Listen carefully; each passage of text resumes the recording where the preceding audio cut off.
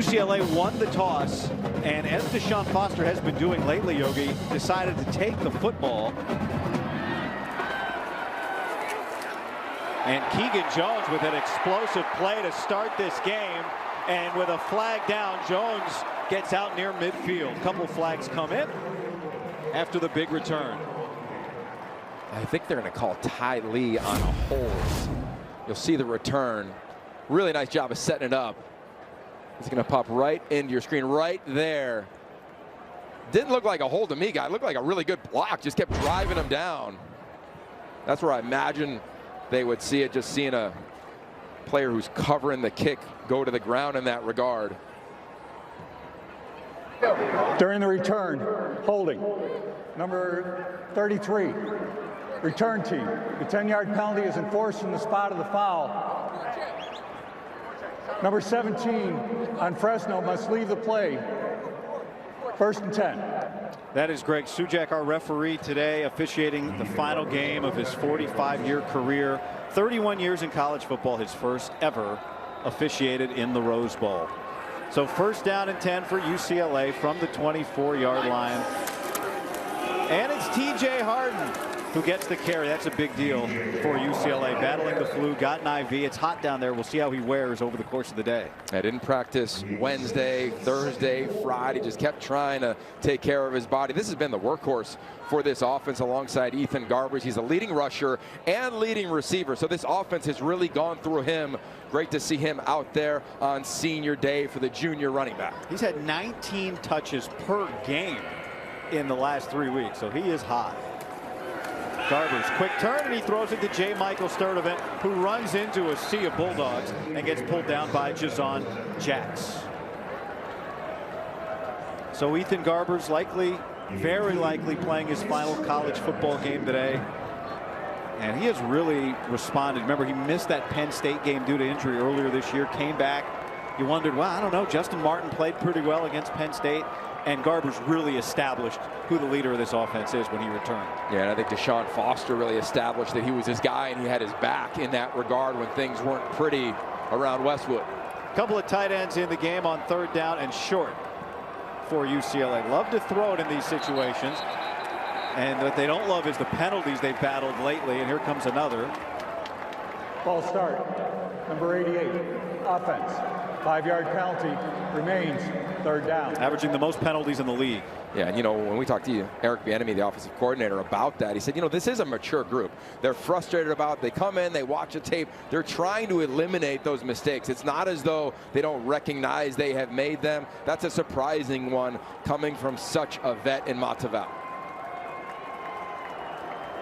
So now it's 3rd down and a long 7. Plenty of Bulldog fans in the building making noises. Garbers connects with Logan Loya for a 1st down. You know, this is gradual level football here for Ethan Garbers. Watch his eyes as he drops back. He's going to look to the running back all the way to his left. There's a wheel route being run by the back. He'll look all the way to the left and then whoop, come inside that second window to another senior in Logan Loya. Big conversion. He's one of the most trusted guys in this entire program, and he's a huge part of this offense on 3rd down.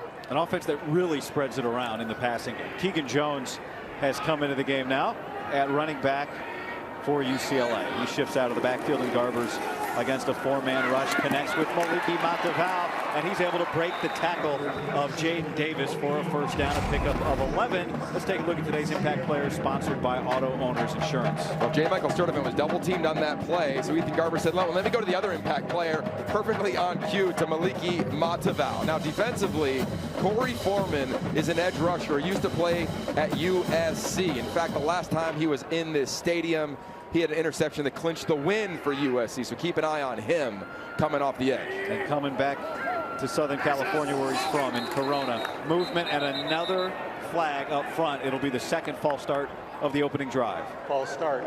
Number 72, offense. Remains 1st down.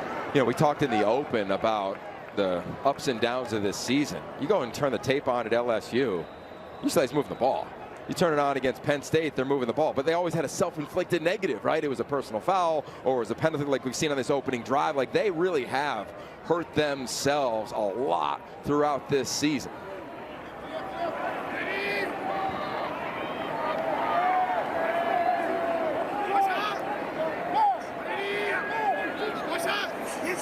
First and 15. Garbers will pump and will pick up 4 yards.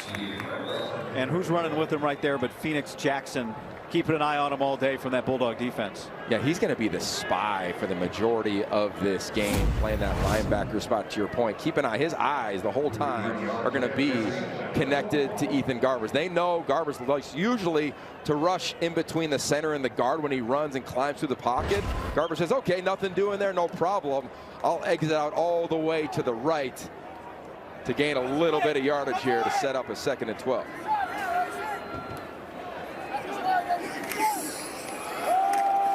Keegan Jones spins forward and gets stood up by Malachi Langley. He was the first man there, number 9 in white. Big day for him. He's from Pasadena. He's played in this stadium twice as a high school player. He told us this week, I lost both of those games to our rival John Muir, and I need to make up for it today. This is his 58th straight game. He had 314 tackles coming into this game. There's no better way for him to finish his regular season career than right here in his backyard. 3rd down, penalty. Another false start. I think that's going to be on Mahe, left tackle. Number 67, Yep. offense. 5-yard penalty remains. 3rd down. How do you explain this? Well, I think a lot of it is performance anxiety, especially from some of the veterans, right? You're here on senior day. You want to show out. You want to finish strong. You want to punctuate your season. You want to leave a legacy. And there's a part of inexperience. Mahe is starting his 2nd game ever. This is a guy who didn't play football in high school. He played basketball, walked on to UCLA, found himself starting last week against USC, back in the lineup at left tackle again today. They lost by 6, heartbreaker to the Trojans last week. The guys know how much of an opportunity we let slip through our fingers. That's what Deshaun Foster said this week. 3rd down and 13. Pressure coming. Garber steps up and throws it into the ground. Incomplete. So a drive that started with some momentum is broken by penalty and aggressive defense from Phoenix Jackson. Yeah, also to a CV Nomura, transfer from USC. You'll see him right here. Watch as the snap begins. He's going to find a rush lane. Away he goes. Forces Ethan Garbers to climb up in the pocket, and his legs get hit.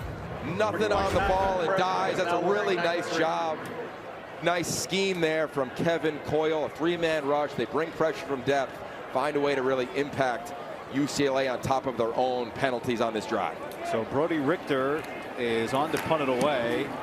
A high kick to Jalen Moss, who's going to fair catch it at the 8-yard line. Fresno State's offense coming out for the first time. State has the ball, sponsored by Auto Owners Insurance, Yogi. Well, my eyes are going to go right to the center. Mose Vava'o talked to a scout on the field in the NFL, said he's here to watch him. Well, you're going to get a good look. He's going up against one of the best interior linemen on the West Coast in Jay Toia. Again, another senior. Looking forward to watching that battle all game. Quick throw from the quarterback, Mikey Keene, and able to get out of some traffic and get some positive yards is Jalen Moss. A flag comes in at the end of the play. Tell you what, you see he was During flying the play, to the football. Personal foul, face mask. Number 2, defense.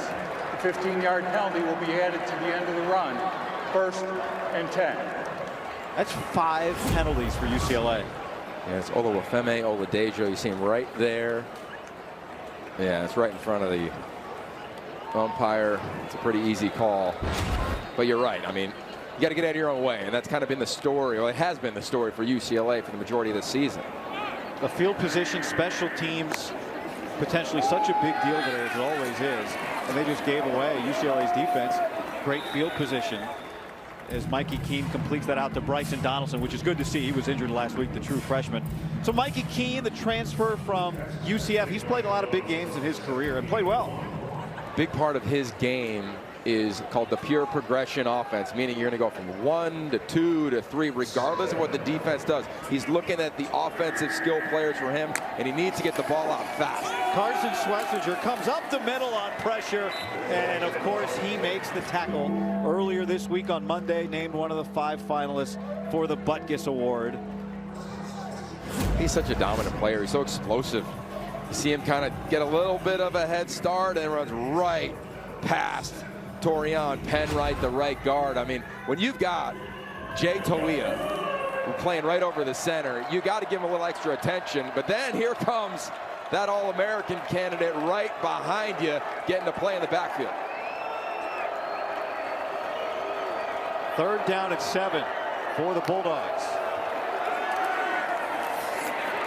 Keene on the move and unable to bring it down. It would have been a first down. It was Raylan Sharp, and it's 4th down. KJ Wallace was there. Well, a big part of UCLA's game plan is they want to force Mikey Keene to beat him with his arm. He loves to scramble, to throw, does it right there. A little behind him, but you know me, guy, I'm tough on receivers. You got to make that play, especially in this game. Raylan Sharp, he's made it before, should have made that one, could have kept the drive alive. Clay Lawrence, the freshman Australian, is back to punt for Fresno State to Logan Loya. Lawrence had not seen a football game until he punted at Michigan week 1. And that is a dying kick that Loya is able to go track down. So the penalty does not cost Fresno State. It doesn't cost UCLA possession, and the Bruins are... Game early on in the first quarter of this season. They made some changes. That's when you saw the offense start to protect, get the ball out, the screen game. Even the run game showed up in the last few games. Good field position for the Bruins after that 33-yard punt. If you're looking for the Maryland-Penn State game, you can go to btn.com/gamefinder right now to see where you can find the game in your area. Get a scarf. Rhett's just happy for a little cloud cover down there. I did not expect in November for Rhett to walk up to me on the field pregame and say, man, it's hot. Garbers nearly throws an interception. Phoenix Jackson, he had a big interception last week late in the win over Colorado State that got Fresno State full eligible. Well, Fresno State plays this unique style of defense, guy, where it's kind of like a matchup zone. As offensive players run through different zones. You saw Mataval run, then it was Michael Church, the tight end, run through that zone. You're going to get it banged up. They might pass you off to another defender. For Ethan Garbers, that's what he has to decipher every time as the play develops. Is it man? Where are their eyes? Or are they passing it off in a zone? 3rd down and 6. Man to man. Bruins. That's Mataval who goes in motion. They pick up the pressure. Garbers throws to Mataval for the first down.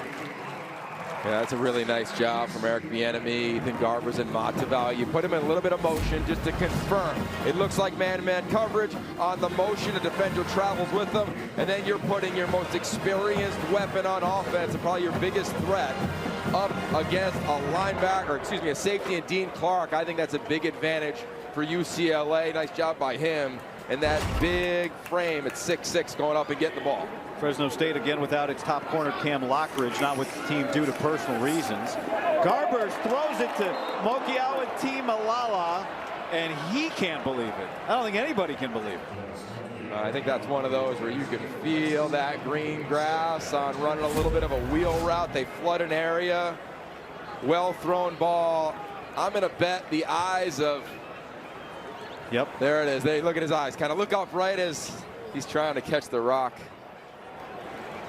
Here's the route, running the wheel route. Mokiawati Malala just picks his eyes up a little early. Julian Neal right there. I tell you right now, watching college football all year long, Logan Loya and Mokiawati Malala feel like two of the most reliable receivers in the country as Garbers throws that into traffic, and the strong hands of Mokiawati Malala make up for the mistake. Wow, Million, Hamilton and him in man-to-man coverage, and I love this, right? Going back to your guy after an uncharacteristic drop. Well thrown ball. And I love how he went up and got it. You see how he watch him extend his arms, guy, against really good coverage. I mean, Hamilton's right there. You got to go out and get it. You tuck it away from pressure. Really nice job by those two. It's like they say, right? An open three-pointer is sometimes harder to hit than a contested one. So first down for UCLA.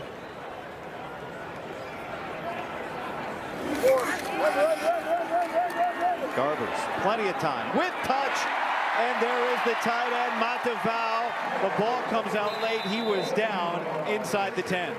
This is a beautiful job from Ethan Garbers. This is that match zone coverage. We're going to pass things off. Watch as you see the receiver and the tight end run these over routes. It's a really nice job. These defenders are going to pass it off through one zone, pass it off through another, and there he is wide open in that big hole, that big zone. It looks like man, it ends up being zone. Ethan Garbers finds the area. He was not down. That's the ruling on the field. But the ball comes back to the fumble spot after it goes out of bounds. Garbers hands it off inside into the teeth of that defense. Corey Foreman there on the tackle on TJ Harden. Good to see Bryce Pierre in as well. He was questionable as a tight end for UCLA. Nobody doesn't want to play in this one. I think that's the thing. If you're looking at Deshaun Foster big picture, like you're not going to a bowl game. It's year one. It's been frustrating. Nobody's opted out. Nobody claimed that they couldn't play. Like everybody is thrown down for this game and this opportunity. See if they can execute here in the red zone against a very aggressive Fresno State defensive front.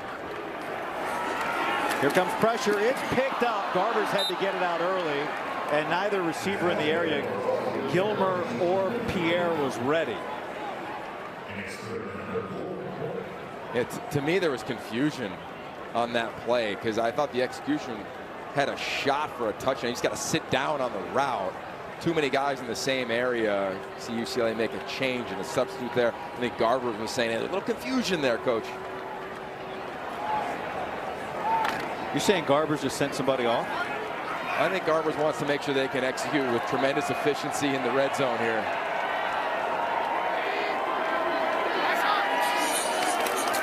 Garbers gets it out, and it's behind Harden, incomplete. That's another one. I mean, Garbers looks like he thinks Harden's going to run the flat route. He turns it up. They're lucky that wasn't a pick six. Well, you know, you go back to Harden, didn't practice Wednesday, Thursday, Friday. You see him on the quick flare, ball's out, and Harden's running up to the pylon. And so UCLA will have to settle. This is a drive that started with very good field position. Did not have a penalty on this one. Mateen Bagani on for a 23-yard attempt.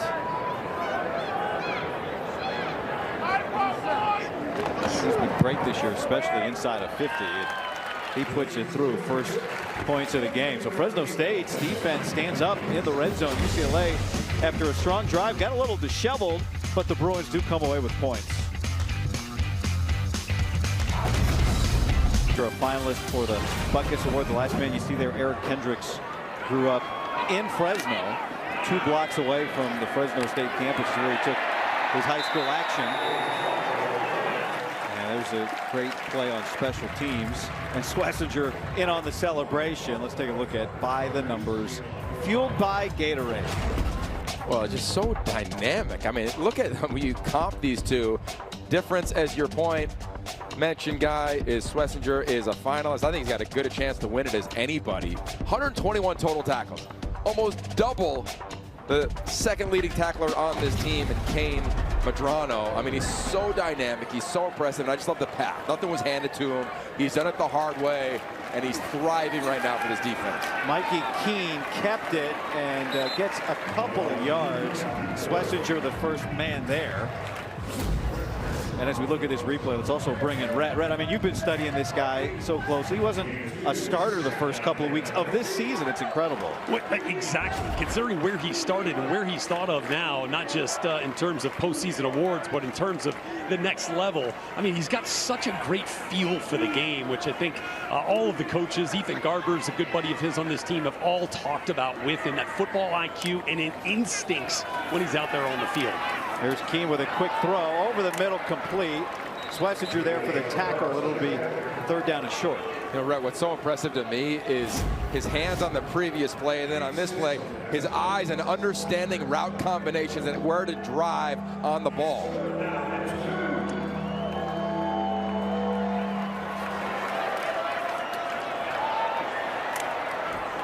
Third down and 2 now for this Fresno State offense.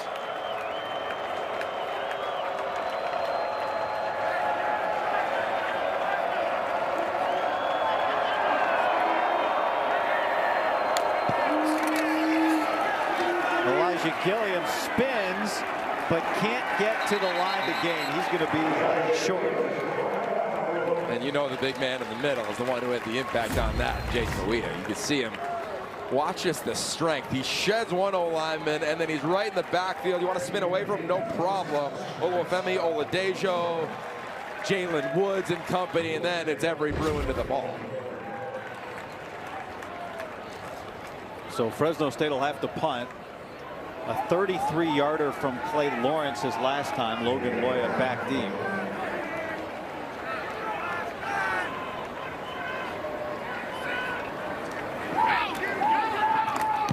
Tim Skipper told us he thought special teams would play a big factor today.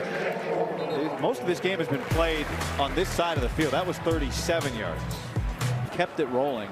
35 and 16 since 2021.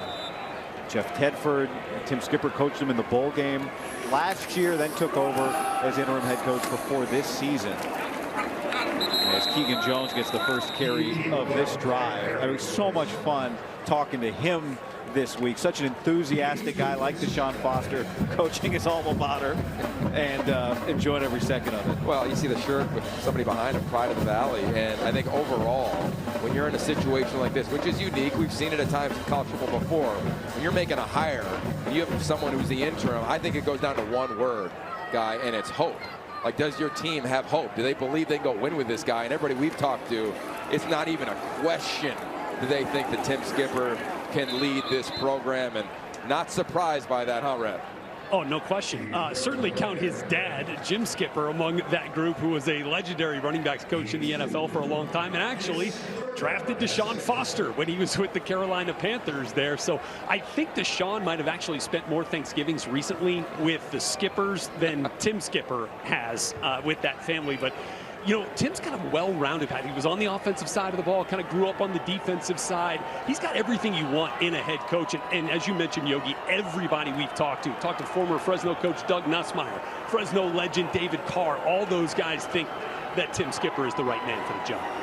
There's a third down for Garbers, and he completes it right at the stick. This is going to be close. It's a first down for Quasi Gilmer. Took a big hit from Jaden Davis and held on.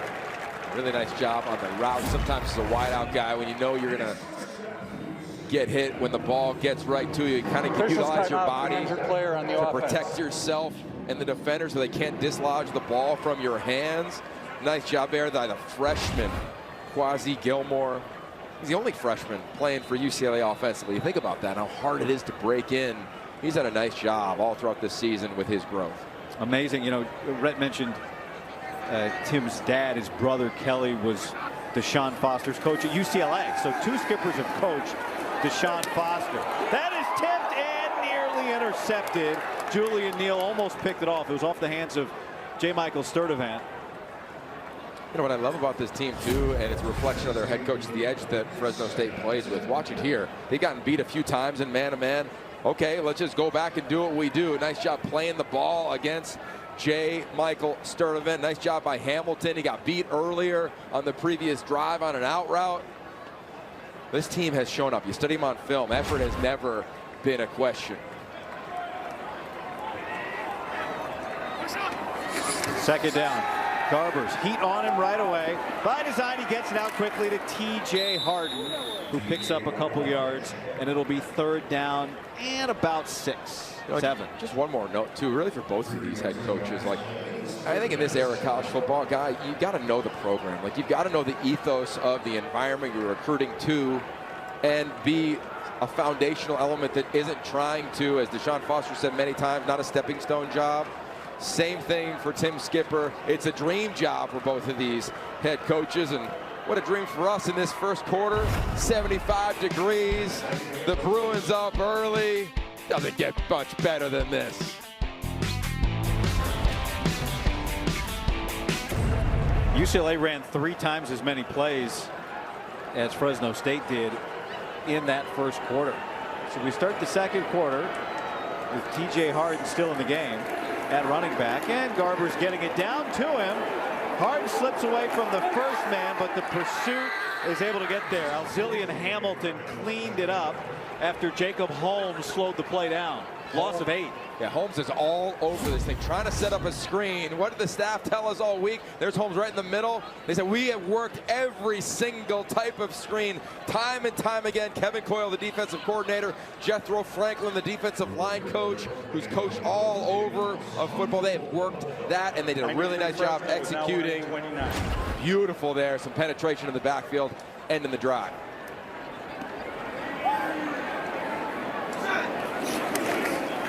Richter to send it away, and another good one. That sends Moss back inside the 10. He wants to return it.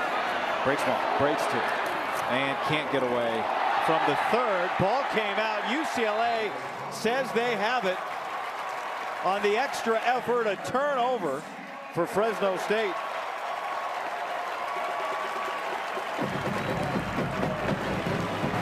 Ruling on the field was that the return was fumbled, recovered by the kicking team. 1st and 10. Oh, I think it's the helmet. Oh. It was out, Just and knocked Jay it Marshall out. jumped on it. I think that's Leo Kemp's helmet. And then they're all over it from there. Wow. Nice job by Marshall being around the ball. Sudden change opportunity. Usually you see a shot here. Keep an eye on Logan Loy at the top of the screen in the slot.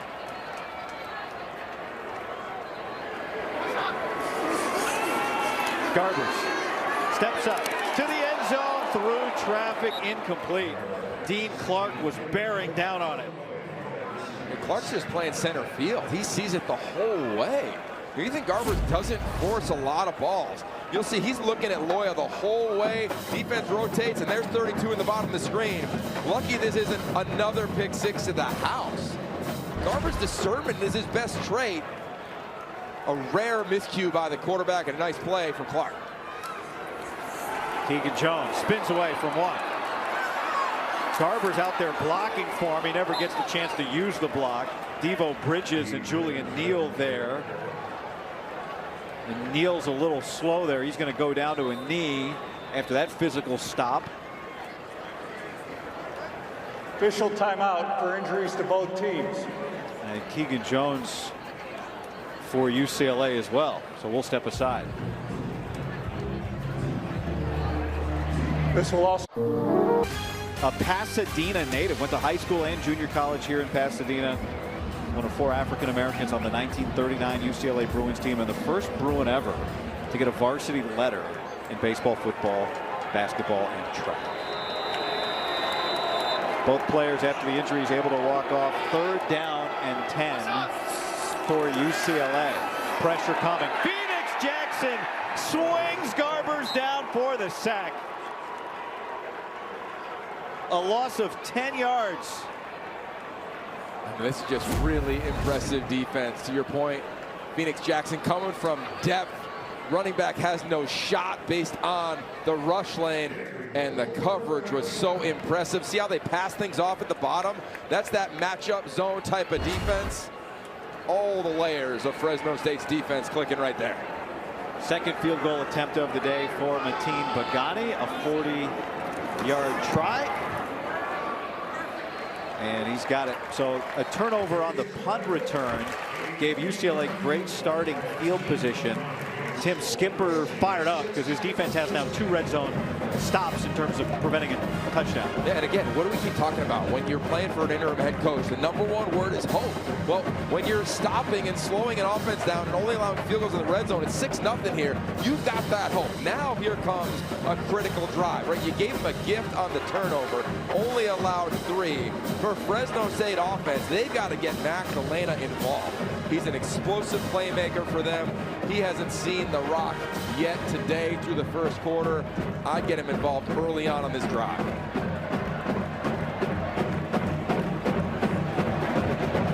Two red zone trips for UCLA, 2 field goals. The discrepancy on the plays there, you saw, is humongous, 25-7. mean, we've seen that how many times, right? And it could be 21-3 right now, but it's not even near that. So for Fresno State, nice job holding serve. 88 Fresno is now wearing number 93.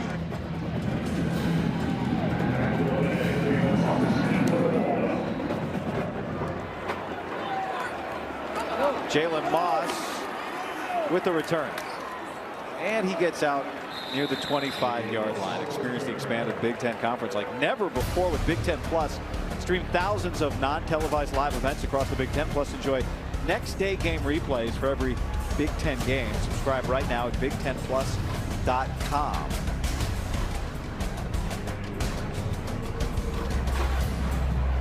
Fresno State's offense trying to create something here against what's the number 7 rushing defense in the country under Kaika Malloy.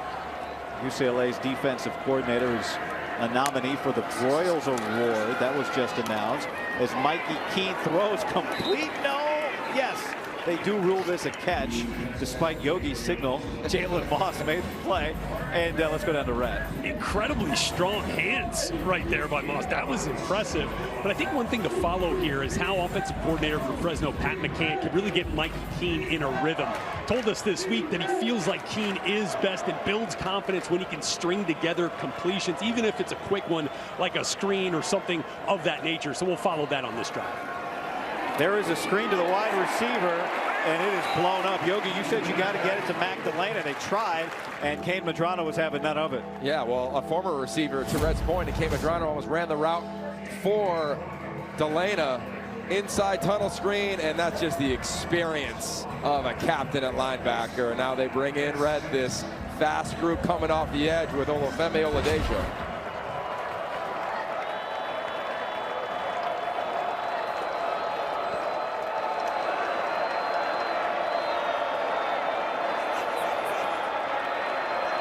And Jalen Woods, who drops into coverage.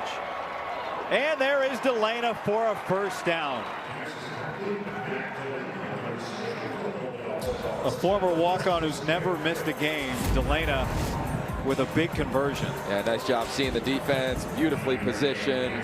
Kane Medrano almost gets a fingertip on it. To Rhett's point, he's finding a little rhythm.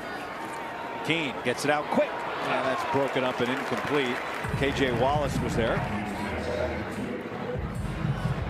Not a lot of space for the receivers on either side so far today. No, I'd be curious, Rhett, from field level, as you're watching Jay Toia and company impact this line of scrimmage. What are you seeing for Mikey Keene, and what's in his face? Well, that's the biggest issue. I mean, I think, you know, with Femi coming off the edge and then with Toia collapsing the pocket from the interior, there's just not a lot of space to move for Keene when he starts feeling that pressure. This is the 8th different starting offensive line combination for Fresno State this year. That's the 2nd most in the country, as you might imagine. That comes after the freshman Bryson Donaldson, who sprints up the sideline, make this 3rd down and manageable. Eddie Fanua starting at left guard today for Osmar Velez. I mean, that is just so many moving parts up front, and just one of the many challenges this team has overcome this year to get bowl eligible. Yeah, and the thing that helped them achieve bowl eligibility last week was running the ball with that freshman Donaldson. Nothing going in the run game thus far. Donaldson is beside Keene. He was the Mountain West freshman of the week for that 140-yard performance on the ground against Colorado State at home. Keene up the seam, and there was some contact. No flag. KJ Wallace on the back of Tim Greer. It's incomplete. Wow. And you hear a little bit of the Bluebirds coming from the Central Valley that have made the road trip. Watch Wallace in the contact, slow motion, ball in the air. I think contact early. I think it's a missed PI call. But I'll tell you what, the officials early on in the game, they've let the receivers and DBs bang a little bit as they've both gone for the ball. Clay Lawrence has been under his punting average so far today, and that gets blocked by Schlesinger. And it is going to come to the Bruins at about the 45. Look at this guy. He does everything. They call him Captain America for good reason.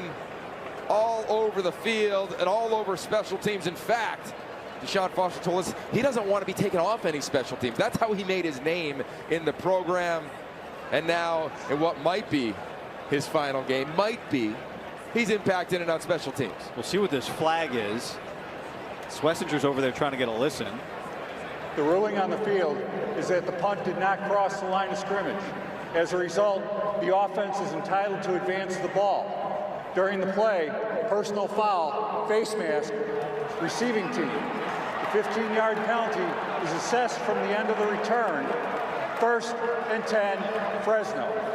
Wow, if the ball crosses the line of scrimmage, then the defense has to touch it before the offense can advance. But they're saying this ball does not cross the line of scrimmage. There's the Schlesinger block. The 45 is the line. They're right, it bounces behind the 45. Fresno State then recovers. They don't get a first down, but UCLA commits a face mask penalty that gives the Bulldogs a first down. Well, I think it was Jake Tarwater is kind of like, what do I do with it? And then he starts running, and then there's a quick response from UCLA, and that's where the grab of the face mask came from Anthony Atkins, I believe. That's right. Wow. Let's bring in Mike Pereira, our rules analyst here across LA. Mike, how about that? I mean, it's one I haven't seen in a while, but he's absolutely correct. If the block punt, you ignore the touching by the defense. If it doesn't cross the line of scrimmage, the kicking team can recover and advance. He waited a second and then took off, but then the face mask gives him a first down. Wow. Okay, Mike, thank you. So a second life for Fresno State's offense after a situation that Mike Pereira says he's never seen before. And Mikey Keene gets sacked, a loss of 3. Kane Medrano there. Well, just in regards to where Fresno State, Jake Tarwater got that ball. I think if he's on the other sideline, if he's on the UCLA sideline, he might be like, what do I do? But the sideline of Fresno State and this coaching staff, nice job being heads up from Tim Skipper and company, saying, hey, run with it, and then they get the penalty, new life. Unbelievable. Look at the Fresno State offense take advantage. The defense has stepped up in a couple of big spots today. That gets out quick out of the hands of Mikey Keene. Still on his feet, Richie Anderson, and he gets down the sideline for a pickup of 15 yards. Whenever you're trying to tackle somebody who's large in stature, you got to bring your hips, you got to bring your arms, you got to wrap. Ramon Henderson just brings his shoulder. Nothing doing there. Anderson, nice play on the sideline. Fresno State looking for a reason to go to tempo. That's out of bounds, incomplete. What did Tim Skipper say this week? He said it's going to be a weird game in terms of tempo. They want to slow it down. We want to speed it up in spots. And they want to be aggressive, but you can't do it unless you get first downs. And here comes a little bit of a mix to this offense. Fresno State, they've played multiple quarterbacks. Joshua Wood in. Joshua Wood's been a major running threat for them. Mikey Keene comes off.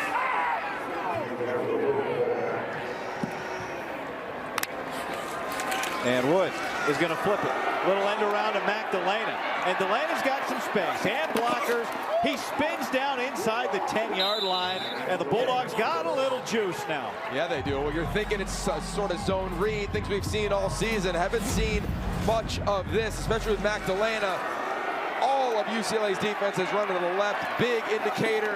Find Joshua Wood. They come back around the other side. Great blocking downfield. And here we go, coming back to Wood again. Now, I wouldn't be shocked, Guy, if they throw it here in the tight red zone. They have that capability with him within the call sheet this week. But they don't do it. They have not shown that much, right?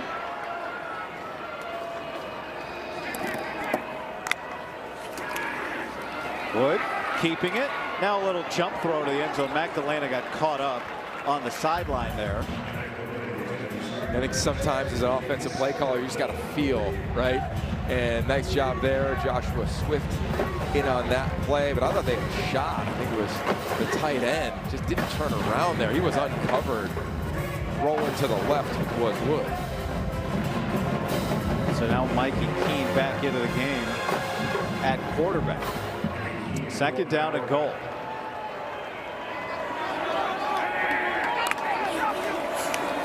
Fresh, quick throw to the outside to Jalen Moss, and he's tied up and brought down. KJ Wallace all over. Yeah, KJ Wallace has been impressive to watch. He's so versatile. He's so explosive. He plays that nickel safety spot, a hybrid linebacker cover guy when you're down here in the tight red zone, which UCLA was very impressive a week ago. Only allowed 1 touchdown on 5 trips, and a few of those trips were inside the 5. Wide side of the field. There was so much field to the bottom of the screen. Keene looking up the seam. End zone caught. Raylan Sharp. Fresno State touchdown. And they're going to go for 2. Tim Skipper's holding up 2 fingers. He told us he wouldn't be afraid of it, but now it looks like the PAT team's coming on. Nice job by Keene, looking to his left. How about this ball placement right over the All-American candidate, Swessinger. Beautiful placement to Raylan Sharp. Makes up for an earlier drop. Well, we might have a lead here. They do. Clay Lawrence with the point after, or Dylan Lynch, pardon me, with the point after. Fresno State, they have won 4 in a row in this series. Their defense has stood strong. A penalty after a blocked punt extended the drive. Mikey Keene and Raylan Sharp drove from the Central Valley with a plan. And Tim Skipper's group is in front. Are the #1 team in the land. Corey Close and her group are about 20 minutes away from tipping off in Hawaii against the Fresno State women's basketball team, where the temperature is just about 4 degrees warmer. Earlier this week, Deshaun Foster took a moment in his press conference to talk about it. Hold on. There's one team that did beat SC this weekend, and our women's basketball team did a great job. Came out, dominated the #1 team. They are also #1 now themselves. So, you know, I'm just proud of them. And, you know, Coach Close, she does a good job over there. And, you know, she's truly built a culture, and they're always in the top 10. But it was just awesome to see them come out, and the atmosphere that was in that arena. You know, I hadn't seen anything like that since Baron Davis. That's high praise there. After the Fresno State touchdown, Keegan Jones goes airborne and gets flipped up and brought down by this aggressive defense. Julian Neal there on the stop. But, you know, this is part of what we're talking about, the history of a coach at his alma mater, understanding what things mean, and what Corey Close has done a fantastic job with the UCLA women's basketball team, what that program means to this place too. Yeah, look, Deshaun Foster and his family, they're often going to a variety of sporting events at UCLA. He's a Bruin, right? He'd always do it. Once he got the head job on February 12th of this past year, there's a ton of noise. Deshaun Foster's at a basketball game, at a women's game, at a baseball game, at a tennis match. He's like, this is just what I do. I support the coaching staff. They all do, under the leadership of new contract now for Martin Jarmon, the athletic director, as well. Pressure there right in the face. Phoenix Jackson's been everywhere. And this is, I'd say, as disconnected as this offense has looked in a long time. Yeah, it hasn't been. They see the enthusiasm. He's trying to keep him going there. Look, early on senior day, when you got 42 guys and you've been through a lot, like he referenced to Rhett at the quarter break, like it can be emotional. We have to settle down. That was his big point. Lock in and just focus one snap at a time. No doubt. But I wonder for UCLA, is it creeping? Like, here comes some energy from this Fresno State team. You can hear their fans. You wonder any letdown. You know, you play your rivalry game against SC last week. Garbers, and there he delivers to Mokiawa Timalala, and just like that, a first down out to midfield. Yeah, and there's Garbers at his best when he's really instinctive. He gets out of the pocket. They bring a creative rush from a bunch of different places. He feels it, no problem. Let me slide to my right and find my wideout at Mokiawa Timalala, and he knows it. And that's the confidence that this offense needed, an explosive play in the pass game, out from being backed up in their own territory.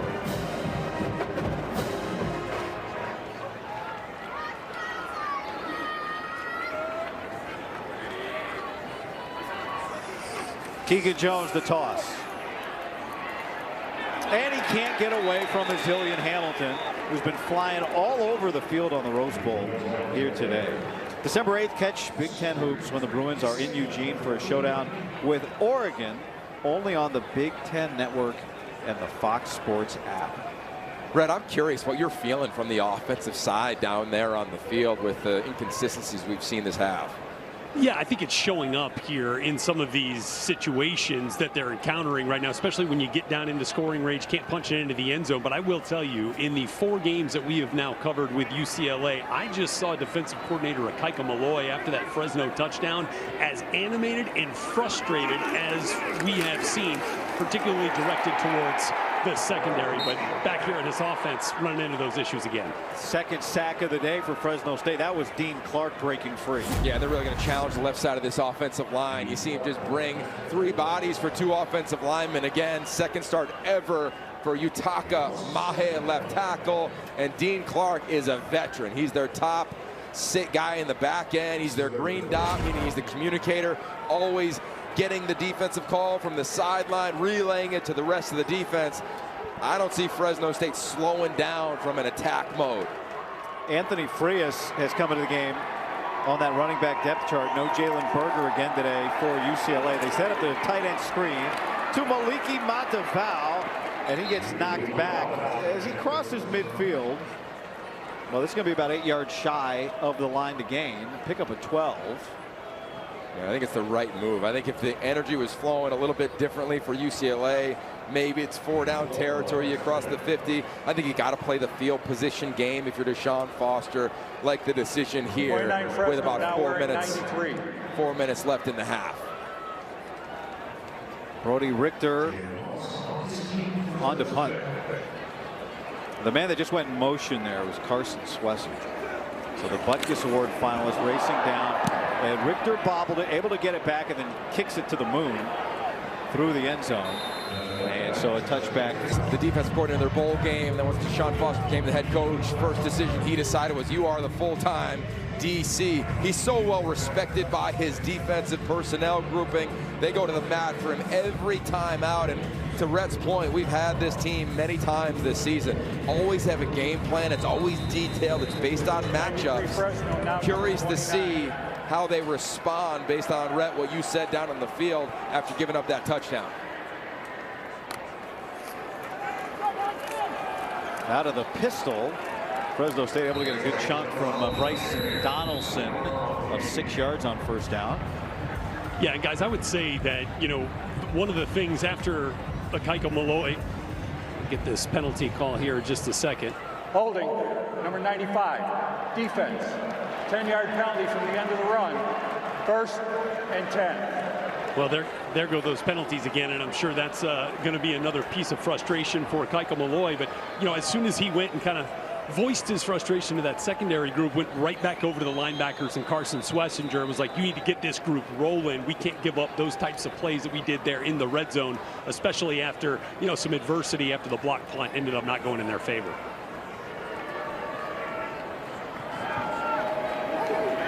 That one was on Sigveni Havili Kafusi. Medrano coming on pressure, and Keene able to get it away out of the pocket past the line of scrimmage. Yeah, Brett, I think this defense, they're hanging their hat on bringing pressure, right? When things get challenging, you just got to go right back to your core. What are you? Who are you? And this has always been a veteran and pressure-based outfit. They get it again there in the backfield, Brett. I think you'll see it here again on the 2nd down. Oh, no question. And players like Kane Medrano is kind of like a positionless player, right? Solid tackler, really good in coverage, and can bring the heat on the blitz, make Akaika Malloy's job that much easier to put them in positions to succeed. He's covering Mac DeLane, a top receiver right now, and Swessinger is able to knock that away.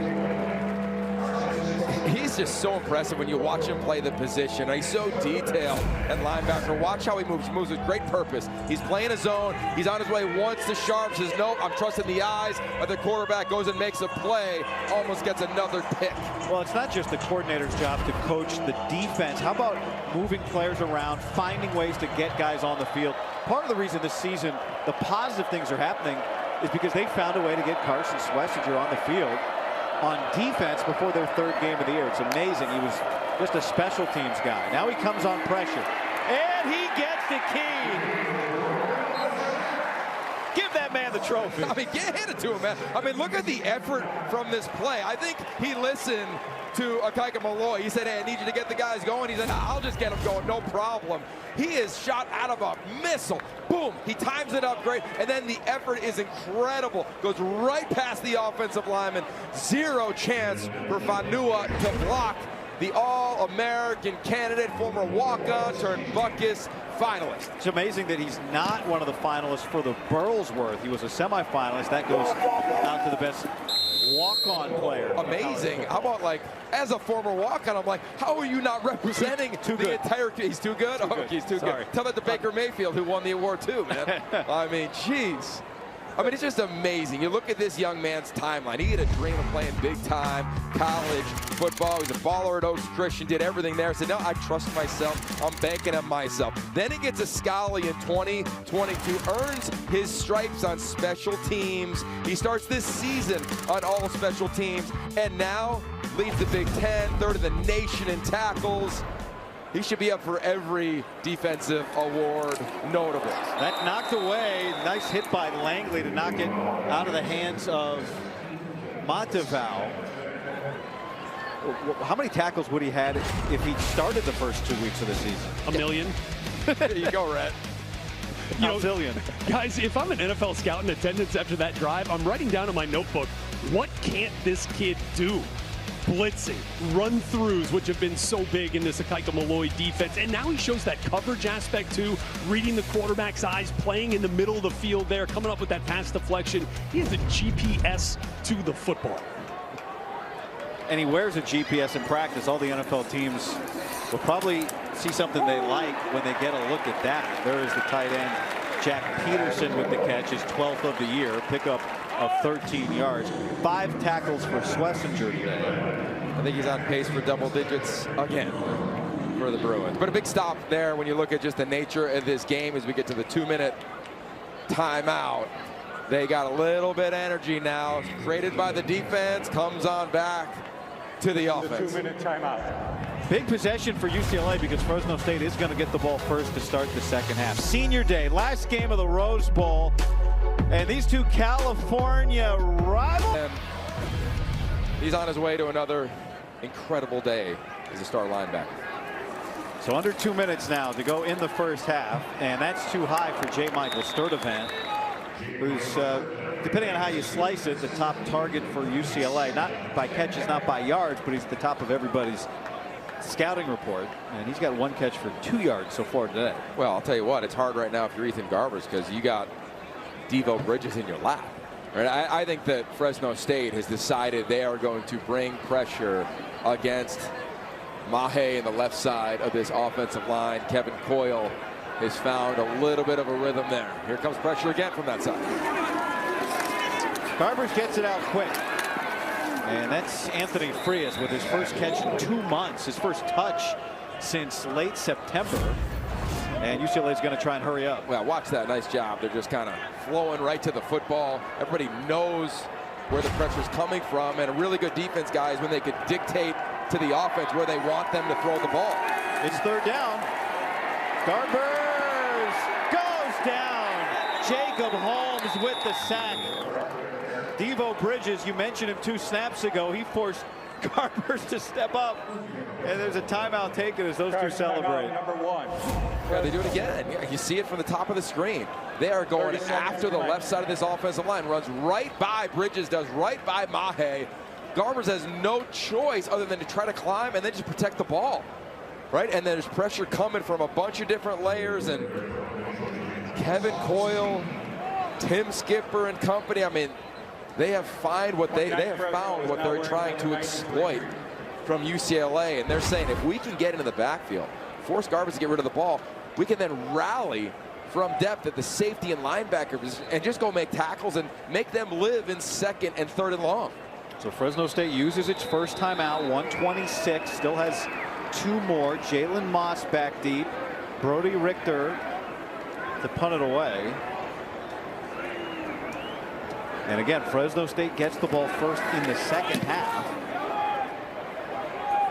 Moss sent back and takes it to 10. Long field ahead, and we're back in 15 seconds.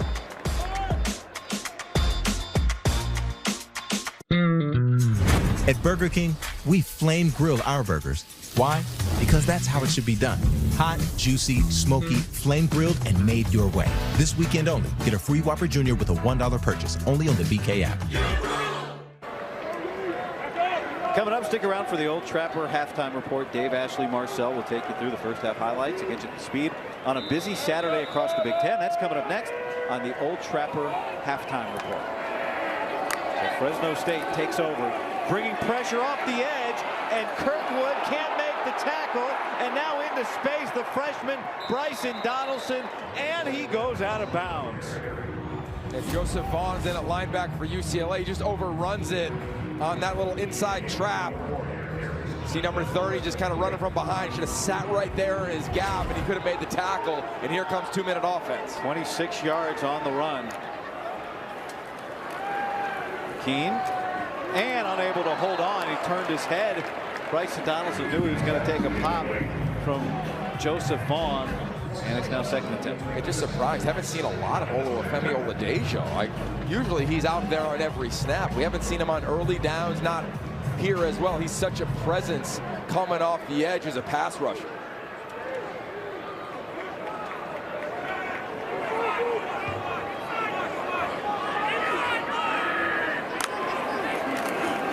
Three-man rush. Magdalena to the sideline and steps out across the 40, and Fresno State will have a 3rd and 3 coming up. This is all about managing the clock. If you're Tim Skipper, right? Deshaun Foster, you're just trying to end this half. Managing, navigating the timeout, talking to the headset to Mikey Keene. This is situational mastery at its finest.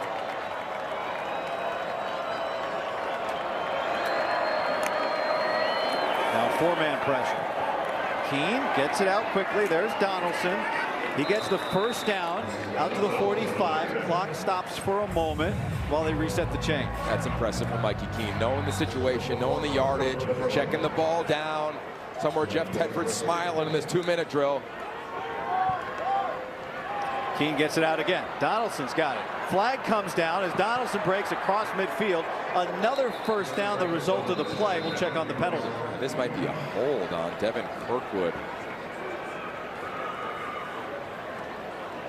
And again, no Oladejo as UCLA makes another change. Holding. Defense. Number 3. Penalties declined. The result of the play, 1st and 10.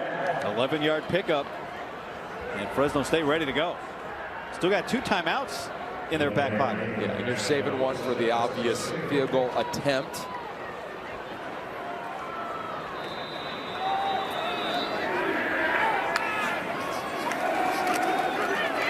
Keene, and his running back wasn't looking. Jonathan Arsenault. Clock stops at 31. Yeah, I like the idea, though. Just keep checking it down. And for UCLA and Akaika Malloy, their defensive coordinator, they say, no problem. Let's just bleed the clock. Keep everything in front of us. Let's not give up a big hole shot down the field. And off comes Jay Toia. And again, Oluwafemi Oladejo not in the game.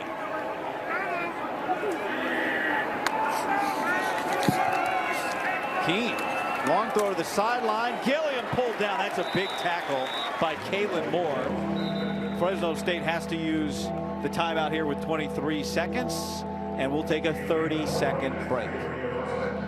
Charge timeout number 2. 1 timeout left for Tim Skipper. 23 seconds for Fresno State. Well, I think everybody watched that Chicago Bears game. It was the end of the game, but a similar situation, right? 1 timeout, 23 seconds left or so. So this is all about mastery. I love working the middle of the field if I'm Fresno State. You've got that timeout. You can potentially get a first down, hustle up, try to steal another play. They're near field goal range. Keene gets it out to the back. Donaldson again, and he's able to ride out of bounds with Schlesinger on his back to stop the clock. That was, I'll tell you what, nice job getting the ball out for Keene. Better job of Schlesinger not taking him to the ground when out of bounds. How many times do we see this being a little extracurricular? A little creativity on the design from the defensive line. There's Schlesinger. And see it just let up, Nice work there by the vet. Mark Scholler was the offensive lineman for UCLA on the sideline, trying, just protected himself, who was part of that collision. So now it's 4th down and 4.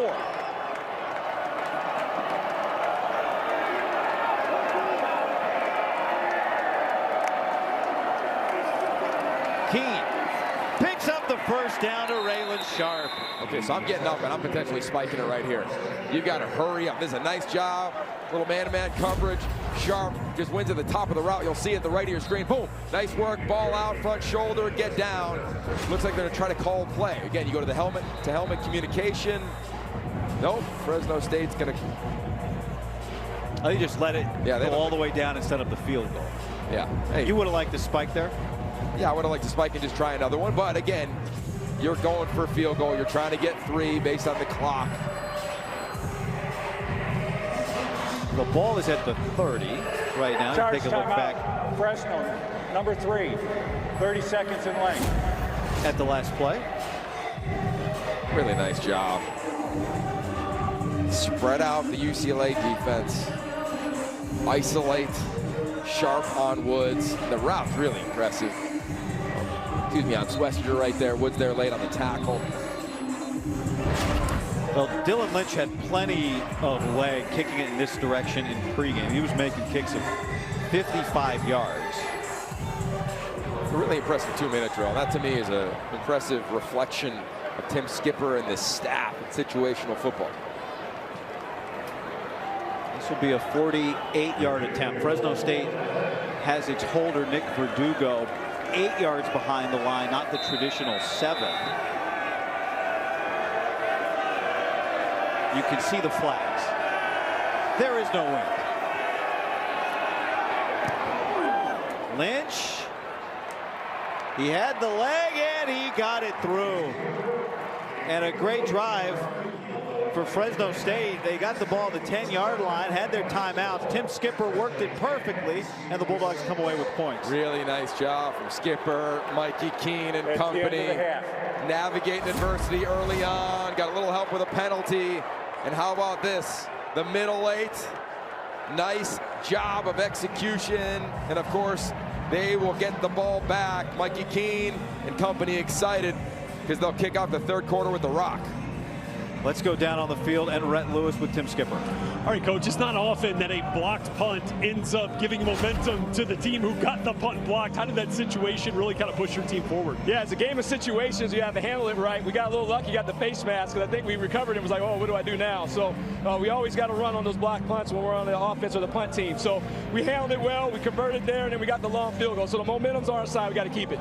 Offense really started to find some rhythm down there late in the 2nd quarter. What do you want to see them do here coming out in the 2nd? Yeah, it seemed like the whole 1st quarter, both sides are trying to fill each other out and stuff. So I feel like we have a good plan now moving forward. We just have to keep playing one possession at a time, one play at a time. We'll be fine. You grew up under the Pat Hill mantra, anybody, anytime, any plays. How does that serve you to come out here and try to finish this thing with a dub in the 2nd half? That's a physical mentality. We're going to have to impose our will, and I'll hit these guys in the 2nd half. Coach, thank you. Thank you. Appreciate it. There's Tim Skipper going to the locker room, knowing that UCLA won the opening toss, took the football. They've been doing that lately. So Fresno State, who scored a touchdown and then got a field goal right before halftime, is going to start the 2nd half with the ball. And Jalen Moss doesn't have much going as he gets out just across the 10-yard line. Take a look at what really changed the momentum. Fresno State punting. Carson Schlesinger got a block. They're like, all right, great play. The ball doesn't cross the line of scrimmage. Jacob Tarwater picks it up. He doesn't get a first down, but UCLA commits a face mask. That gives Fresno State a first down and sets up the only touchdown of the day from Raylan Sharp.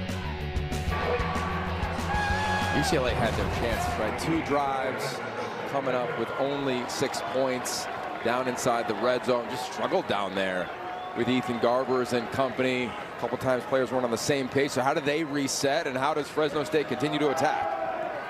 With Keene patiently gets it back to Sharp, who you just saw catch that touchdown in the 1st half. Not much going on there with Kalen Moore all over him. And let's go down to the field of Rhett Lewis. Deshaun Foster pleading with his team for energy and discipline, quite literally on the energy front. Before he walked over to talk to me, was screaming at his team running out of the tunnel to showcase a better sense of urgency and energy. Then on the discipline part, he told me, if we stop the penalties, we win this game. And then Yogi, as you noted at the end of the first half, Femi Oladejo not out there on the field for the defense. But like TJ Harden, he's not feeling 100%. Good news is he's back out onto the field now, and Deshaun Foster confident in his availability moving forward. And Oladejo is out there now. 7 penalties for UCLA. We just had the first for Fresno State. Ineligible man downfield on that last play.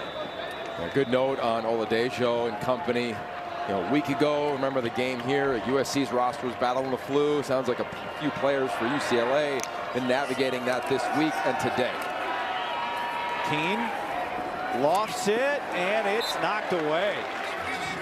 Jalen Moore all over it, the transfer from Cal. Boy, they really like the way this guy plays. Oh, he plays with such confidence at corner. You kind of have to as the play unfolds. I love not only how he drives the ball guy, but watch his hands playing through the hands of Jalen Moss, one of our key players in this game.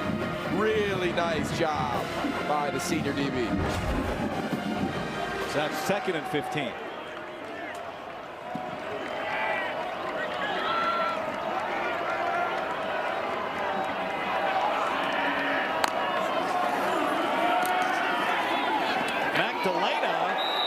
Nearly had a big collision with Jalen Woods. Jalen Woods dropping back, Oladejo dropping into coverage. What is this defense doing right now? Well, I think right now they're playing A with their hair on fire, and they got to play, to Rhett's point, with tremendous discipline. And part of that discipline is giving one look to Mikey Keene, and what they want to do is give him another one and force him to win this game from the pocket. He's so good when he scrambles. We saw elements of that in the first half. Really nice job there executing the defensive scheme. Fresno State just 3 of 8 on 3rd down today. Keene sets up the inside screen, and Moss is able to get away from Oladejo. Very close, but ooh, shy. Is he going to go for this? No. Keep an eye on Oladejo. He pressures up the field. He reads screen immediately. Guy retraces, and as he's running there, the rest of this UCLA defense is saying, all right, where's the ball going to go from Moss? They rally to it. They're going to get a punt. And he would go for it because it's 10 yards to go. It's the second guy holding the big orange stick that you got to look at, Yogi. You knew that.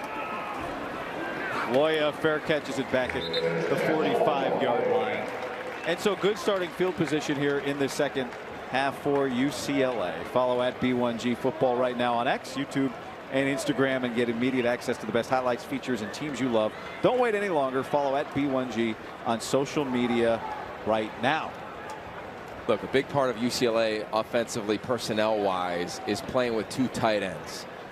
Only 15 snaps last week. I bet the majority of this half is with 2 tight ends. They've got to find a way to slow down the edge pressure that we saw in the second quarter from Fresno State. Second game in a row that UCLA didn't score a touchdown in the first half. Held to 3 points last week against USC, a game they eventually led. Yogi, you were talking about the flu. TJ Harden battling that this week, but he's been active today for UCLA. That's a pickup of 7 yards. It's his 3rd carry today. He has been as productive as you could expect anybody to be the last 3 games. He's got 19 first downs in the last 3 games alone coming into play today. As their leading rusher and leading receiver on the season. I mean, that too. I love when he's running with his shoulders square. He's got great balance to him. I imagine he'll run it here again on 2nd down. Garbers gets it out quick, first down. Quasi Gilmer up to the 40-yard line. That's a really nice job. The alignment of TJ Harden was behind Ethan Garber, so you're thinking it's probably a run. They go with a little play action. They fake the run. They suck in the safety, Dean Clark, and it's easy pitch and catch to move the sticks of the freshman Gilmer. We've seen some of Anthony Frias today. Again, yes, they have Harden, but no, they don't have Jalen Berger, who's out for the 3rd straight week with an injury. This at its best is a 3-headed running back machine for UCLA. And we've seen it at its peak, Yogi, be really productive. Garber's time to step up. There's the tight end, Moliki Monteval. And he's down inside the 10. You got to give an assist to J. Michael Sturdivant on this one as well. He runs the deep post here, and it's going to clear up everything for the tight end on the over route. Really nice job. Ethan Garber's going from high to low. Deep crossing routes against this defense can be tricky based on how they pass things off defensively. Ethan Garber sees it no problem, and they protect for an explosive play. 35-yard pickup. Now the fullback, Leo Kemp, has come into the game. He'll give it to Hart. Harden with the first Bruins touchdown of the day.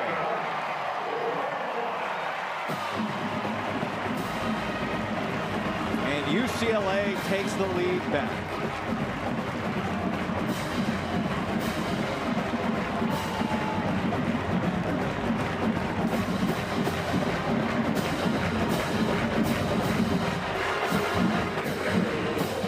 They didn't get the ball first in the second half, but they strike first in the second half.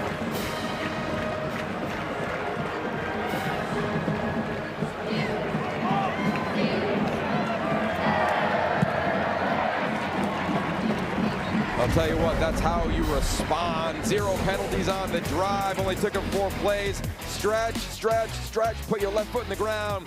TJ Harden, he may have been battling the flu, but now he's only celebrating as the Bruins got a 3-point lead. Touchdown this year.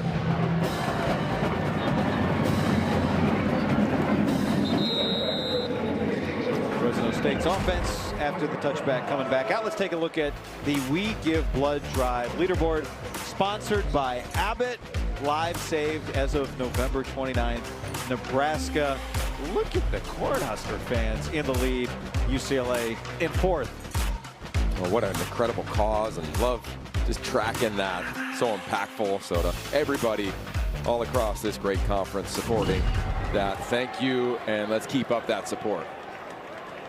Fresno State back out after the UCLA touchdown. Bryce Donaldson gets about 4 yards. So interesting, you mentioned Jeff Tedford earlier.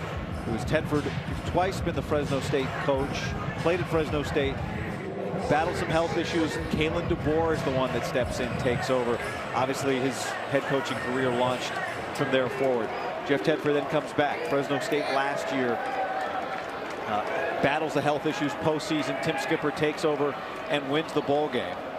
Jeff Tedford then going to come back, be the head coach this year, and just before fall camp, they decide he's unable to do so, and so that's when Tim Skipper takes back over as the head coach of Fresno State. But part of what's interesting is that means that Jeff Tedford is sort of a mentor to the 2 coaches battling it out right now as assistants.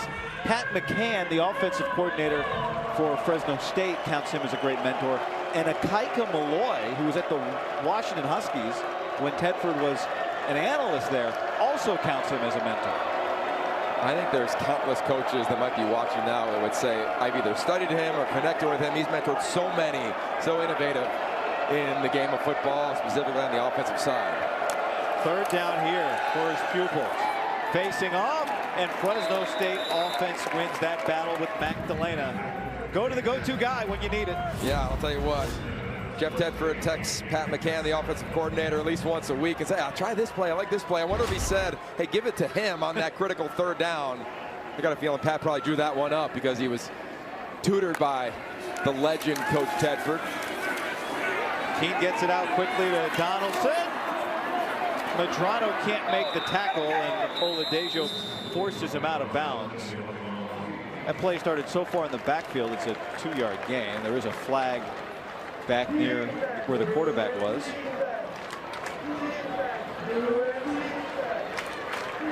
Holding, offense, number 77. 10-yard penalty from the previous spot.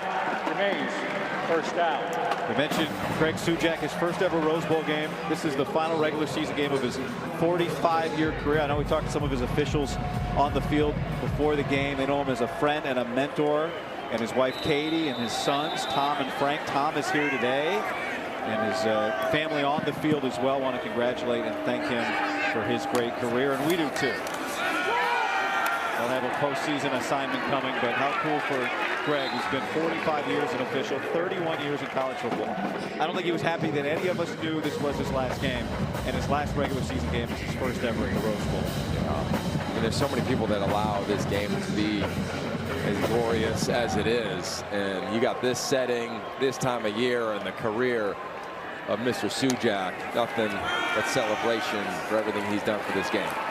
Mikey Keene checks it down on first down, and Carson Schlesinger with 7 first-half tackles is there to make that tackle and bring up a 3rd down and long. I think right here for UCLA, they're not going to bring any extra defenders. They're just going to cut loose the elite ones they have, right? Olufemi Oladejo on the field, Jay Toia on the field. Allow them to stand up, to move around, try to create some havoc, and play a little coverage in the back end.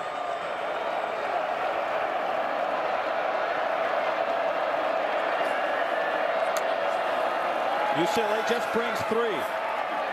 Keene gets it down to the tight end, Tarwater. He's able to get away from 1, but cannot get the first down. He's going to be about 4 yards short. That was a pickup of 10. Okay, here's one of those moments in the game. Tim Skipper, he's going to decide to punt it, but you were curious here with the ball nearing midfield. Nice job, Mikey Keene. He's checking the ball down all game long. Olufemi drops. They drop 8 defenders. Schlesinger, he drops in zone, just trying to rally the football, keep everything underneath, keep it in front of the sticks. Logan Loya back deep to receive this from Clay Lawrence. Maybe his best punt of the day. And Loya's got to come up and take it at the 20. UCLA trying to add to its lead when we return.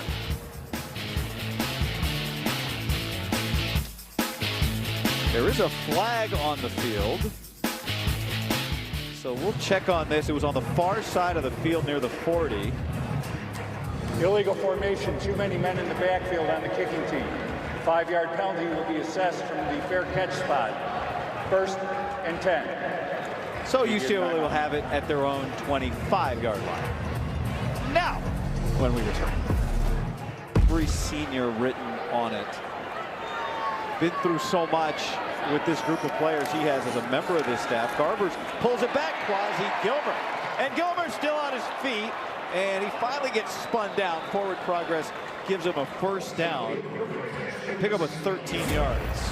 Well, I think they found a way how they want to slow this rush down a little bit, Guy, is they want to go to the play action game, little run pass option. They can suck the safeties in, because very aggressive.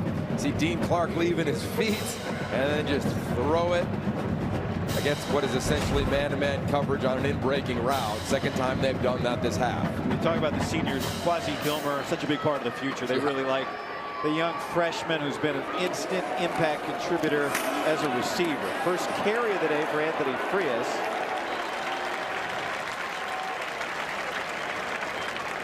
Eight yards for him. He had a catch earlier. This is first real opportunity since September for Frias. I think such a big part of a head coach's role of the head coach is to keep everybody engaged. There's Frias, who, there was a lot of conversation about his role when he showed up, transferred from Kansas State. And he's hung and he's hung and he's practiced, and he's getting some burn here. I'll tell you how he's locked in. He went to Turlock High School. There you go. Modesto Junior College in the Central Valley. This is his hometown team he's playing against today. Give it to him again, and Frias churns forward for the 1st down.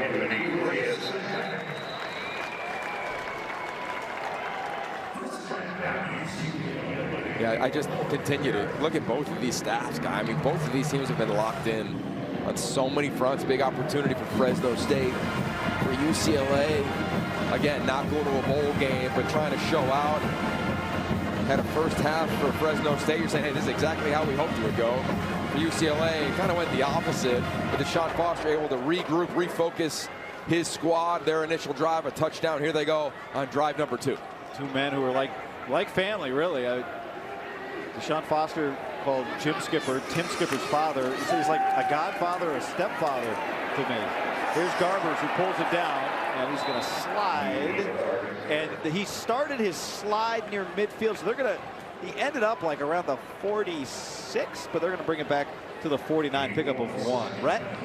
Yeah, guys, talking about, Tim Skipper and how his family has influenced him. Obviously, his older brother, Kelly, you mentioned Coach Deshaun Foster here as a running back in the late 90s and early 2000s. But his dad, Jim, spent so much time with him down on the sidelines at the Superdome in New Orleans when he was the running backs coach there. Used to run the pictures from the press box before they had, iPads and instantaneous ability to look at video and look at pictures. So he's been around football his whole life. And one of the things, as Maliki Makabau gets another catch here from Ethan Garbers, that Tim really credits his dad for is his game management skills. That's what Jim Skipper was known for during his time in the NFL. And as this game stays close down the stretch, something to watch here as Tim navigates this with Fresno. Very short situation here coming up, like inches away. Wasn't young Rhett running on the field at the Superdome? I was just going to say, where are those for? What were you Might have been. handing back and forth to the staff?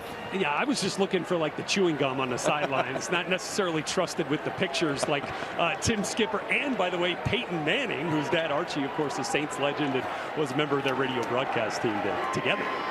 I'm sure Rhett was in charge of team enthusiasm. One of his great skills. There's a first down. Creative play there from Eric Bieniemy, and Anthony Frias makes it happen to move the chains. Pick up a 6. Yeah, nice little creative play there. I think what's really cool, see some picks back in the day. There's Tim Skipper. I love just the C, right? The captain right there for Fresno State.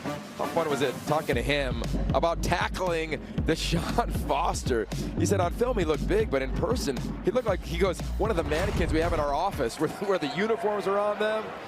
Elite player, and it's just fun. It's the football family staying connected to Rhett's point, and now watching this thing shake out in the third quarter.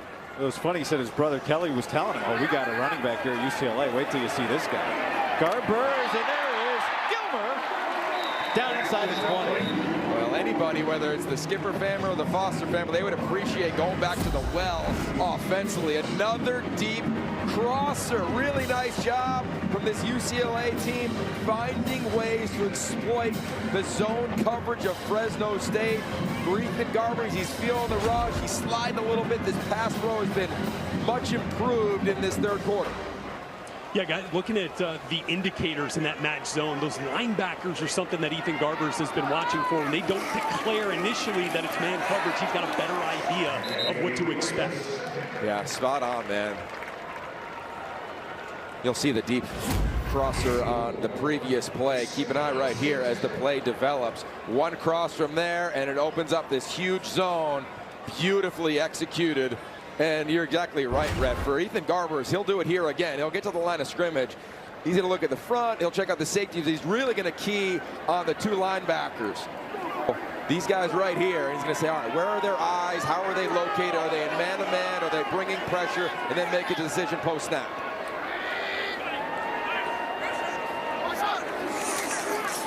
This has been the drive for Anthony Frias. Tell you what, this is a drive for this offensive line too, guy. I mean, this offensive line struggled in the second quarter. Let's just be blunt about it. They're coming back here, and you want to talk about responding. They just have. The left side of this offensive line, when Fresno State wants to bring pressure, they wash it all the way down, and Frias is finding a way to get a crease.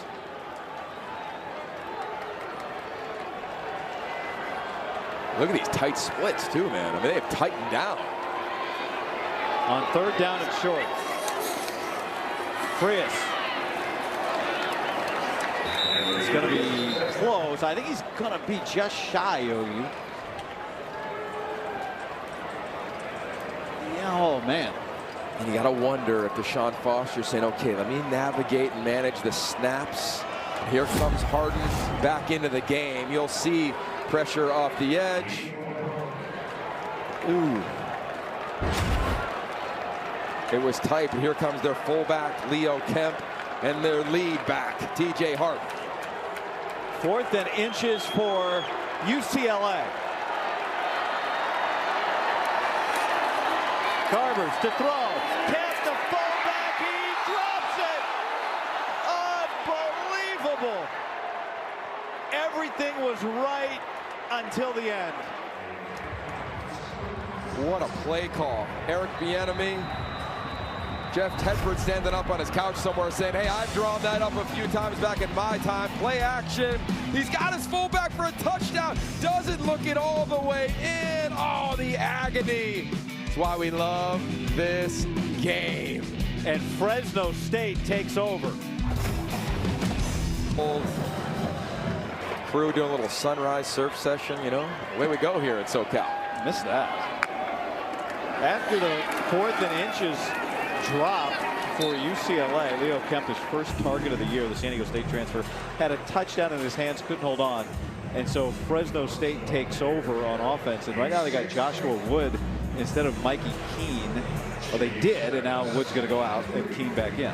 Okay, let's remember, if you referenced earlier, the family's involved in this whole thing, the football acumen on both sidelines. For Tim Skipper, you're navigating possessions. Please stop the clock and set it to 1:07, please. It will start on the whistle. You're navigating possessions. You're navigating what the clock is and it isn't, right? UCLA just wanted a 7-minute drive, turnover on downs after the drop. But you're thinking this is a critical moment for us to see if we could regain the lead or tie it with a field goal. Keene. There's Donaldson running behind the line of scrimmage. Now just across it, but still not much there.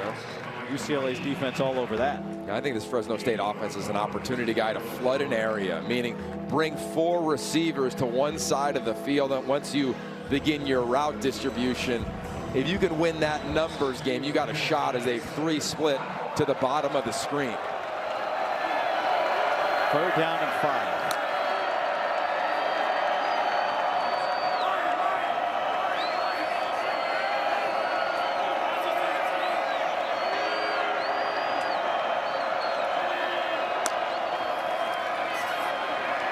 Keene, and he connects to Jaden James. His first catch of the day. Fresno State converts and flips the field as James gets to UCLA territory. How about they flip the protection, they flip the play, they audible in a critical down, stands right in the face of pressure from Tuazama and rips a ball on a seam ball to James, the guy they've wanted to get involved. Catching it right where the shade and sun meet. Something you can only do. 3rd quarter on a beautiful day in Pasadena. 4th is coming up. Season, a little creativity with the offensive line. Magdalena in motion. He'll take it, and he's able to get around the edge, but not much there. Carson Schlesinger and Kane Medrano, that linebacking duo, led by number 49 for the Bruins, the Butkus Award finalist that was announced earlier this week. He's one of 5 on that list, and they were all over what looked to be a very confusing opportunity. Yeah, and I wondered if they got away with a face mask. You saw the helmet turn from Delana, and there it is on that great shot from the crew, man. That was Kane Medrano's finger getting into the side of the helmet there. Keene fakes the quick throw. Now under pressure. Toia was the man that flushed him, and he throws that away. Does that get back to the line of scrimmage? A flag is down. I think we're going to get a hold as well. I mean, they just came in waves. It was Toia.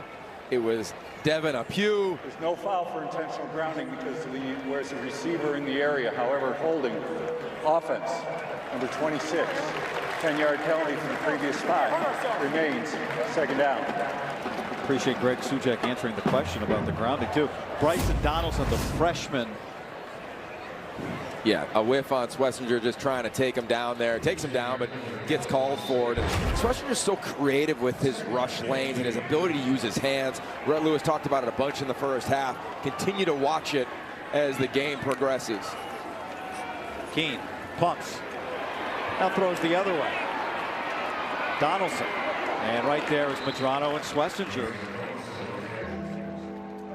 Pick up a 6 yards. It'll bring up 3rd down and 12. The majority of this game, UCLA has dropped 7 or 8 defenders on these 3rd and long situations.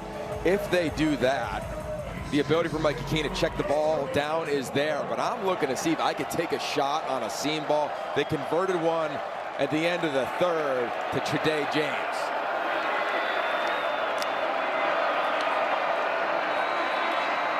Another audible.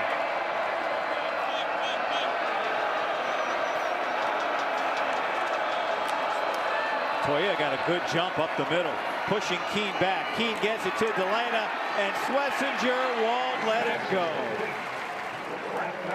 I mean, such a great call from Kaika Malloy. You want to drop into zone coverage. Toia got a good jump. Oluwafemi Oladejo is spying the quarterback. Then you're just rallying to the ball. And there's your All-American candidate, Butkus finalist, showing up. What did Kaika Malloy tell him in the first half? I need you to lead this team so we respond. He's done it since. I love it. You know, just watching that replay, Jay Toia slow motion blowing that play up. I think about what he told us this week as Lawrence is on the punt and Logan Loya will fair catch it. Toia told us when one of us eats, we all eat. Carson Schlesinger is feasting. Helped out, and now here you sit in the fourth. This needs to be a long drive for the Bruins. 105 yards from Monteval are the best numbers for him of his career, 105. But Oregon will be in that champ game. Penn State is up 31-7 on Maryland. So it means they're ticketed for that game as long as nothing changes there. You're going to be there. I know you're going up to Eugene this week. We've talked to Dylan Gabriel.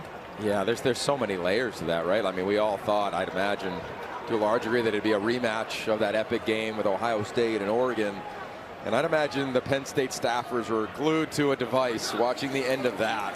Gave their team a little juice. They were down early, but Logan Loya and Ethan Garbers dig out what was the worst starting field position of the day for UCLA. And I'll tell you what, this is Mr. Consistency, Logan Loya. He showed up. Look at that route. Little stutter, sits in the zones. He has just shown up every single day since he arrived at UCLA a few years ago. I had a chance to talk to his parents. We ran into him down on the field in advance of senior day. His dad was so proud of the journey that he's been on and what he's continued to mean to this program and vice versa. Quick throw, and coming back to it is Gilmer. For Quasi Gilmer, that's his 5th catch today. And 2nd and 7.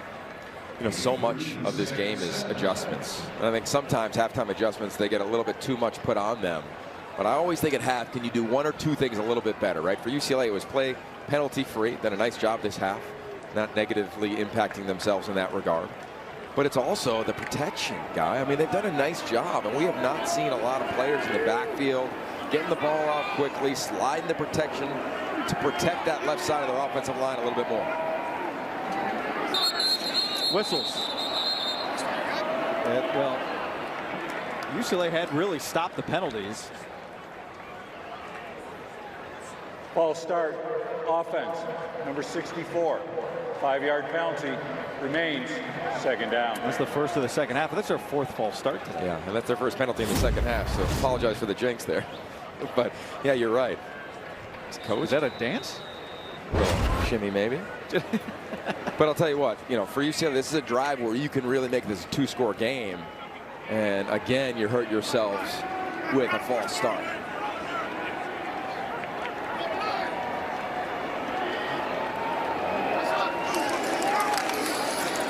Pressure picked up the middle. Monteval 6th catch today. Spins away from a tackler and makes something out of it. Looked like wouldn't be a lot there. This is now 3rd down and 3 coming up for the Bruins to pick up a 9. Yeah, that's a really nice job. Anthony Freas picks up the pressure from Corey Foreman, steps right in it, and then Monteval does the rest.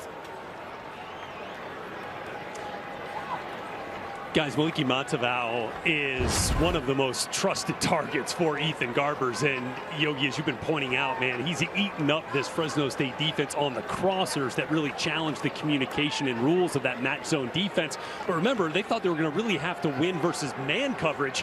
And Ethan Garbers didn't hesitate when we asked him who you going to when you need a win in man coverage. It was Monteval. And Deshaun Foster, you asked him the same question, and he knew what Garbers said. He knew that Monteval was the answer, and that ball is knocked away. It would have been short of the line to gain on 3rd down. He was not going to get to the 1st down there, and now it's 4th and 3. Monteval can do so many things, right? He can put his hand in the dirt. He can play from the flanker position. They can motion him. He can line up as a wideout. To Brett's point, that was man-to-man coverage on that previous play, but too much pressure not enough time to get to the depth to move the sticks. And a huge win for Tim Skipper and his defense, getting the ball back here with 9:31 to go in the ball game. Well, there's a world, right? We've seen UCLA this year put together long drives. There's a world where they go 6 minutes, score, make it a 2-score game on that drive. But the penalty bites them at the worst possible time. Jalen Moss lets that go, and it checks up and goes into the end zone for a touchback. 61 yards on the boot. UCLA 9 minutes, 31 seconds away. But Fresno State's putting up a fight. UCLA went into the end zone. Fresno State takes over on the 20 with a handoff to Bryce Donaldson, who meets Carson Schlesinger in the hole. Once upon a time, that was Fresno State, UCLA. Tim Skipper, the linebacker, Deshaun Foster, the running back. They played against each other twice. Deshaun Foster won both of those meetings as a player, but UCLA has lost 4 straight to Fresno State, including a couple years ago in a dramatic finish. And maybe we're heading towards another here today.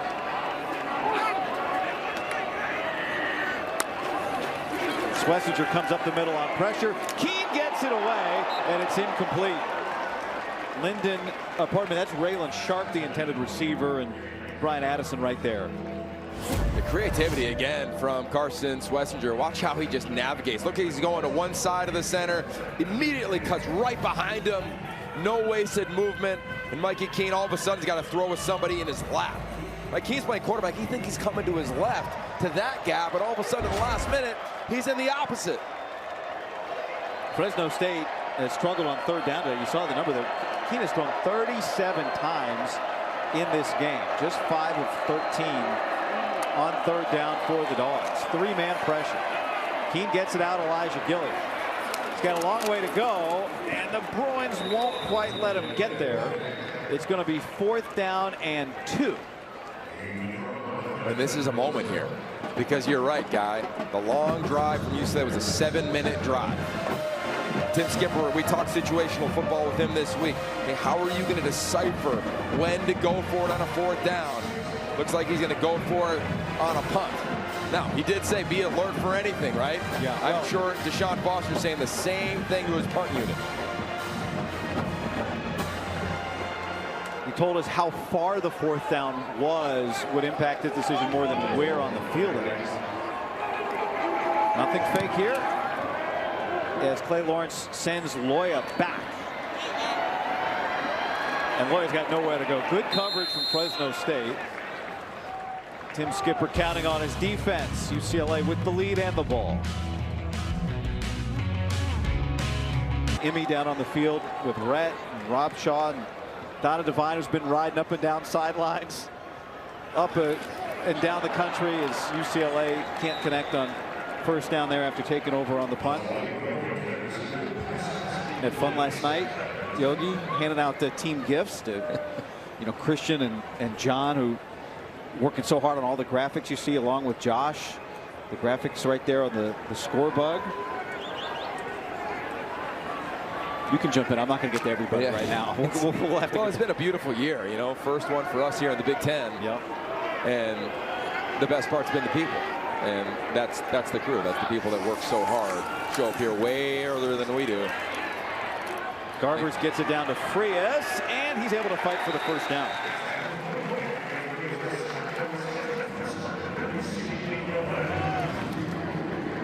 Matt and Christian in tape. All over this one, man. How about that? Right to left to check down. That's the veteran quarterback that Ethan Garbers is. Nice job by them working the dial. And now I think Christian loves to get that super slow-mo going. Don't blame them. They love it at home, too.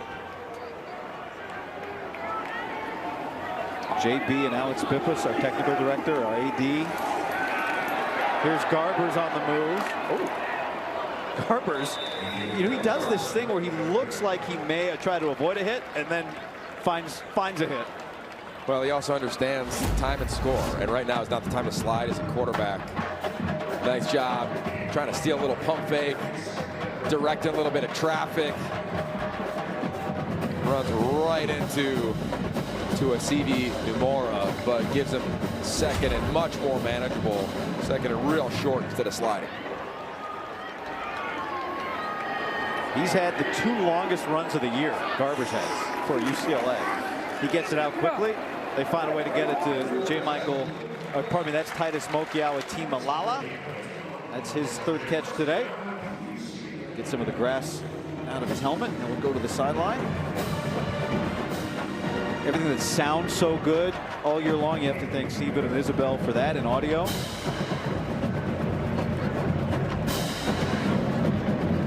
Right now, if you're hearing the sounds on the field, it's for UCLA, protect the ball, work the clock. And for Fresno State, they're saying punch the ball out. We need a turnover.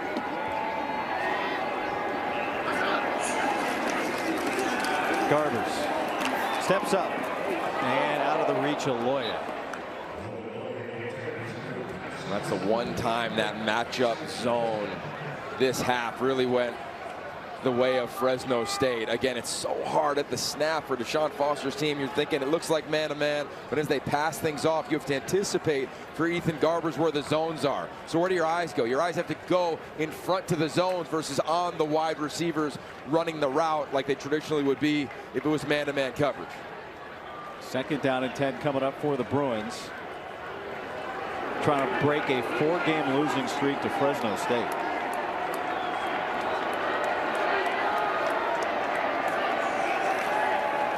They'll go back to Frias, who's carried a big load today, maybe a little unexpected. And he's got 4 yards.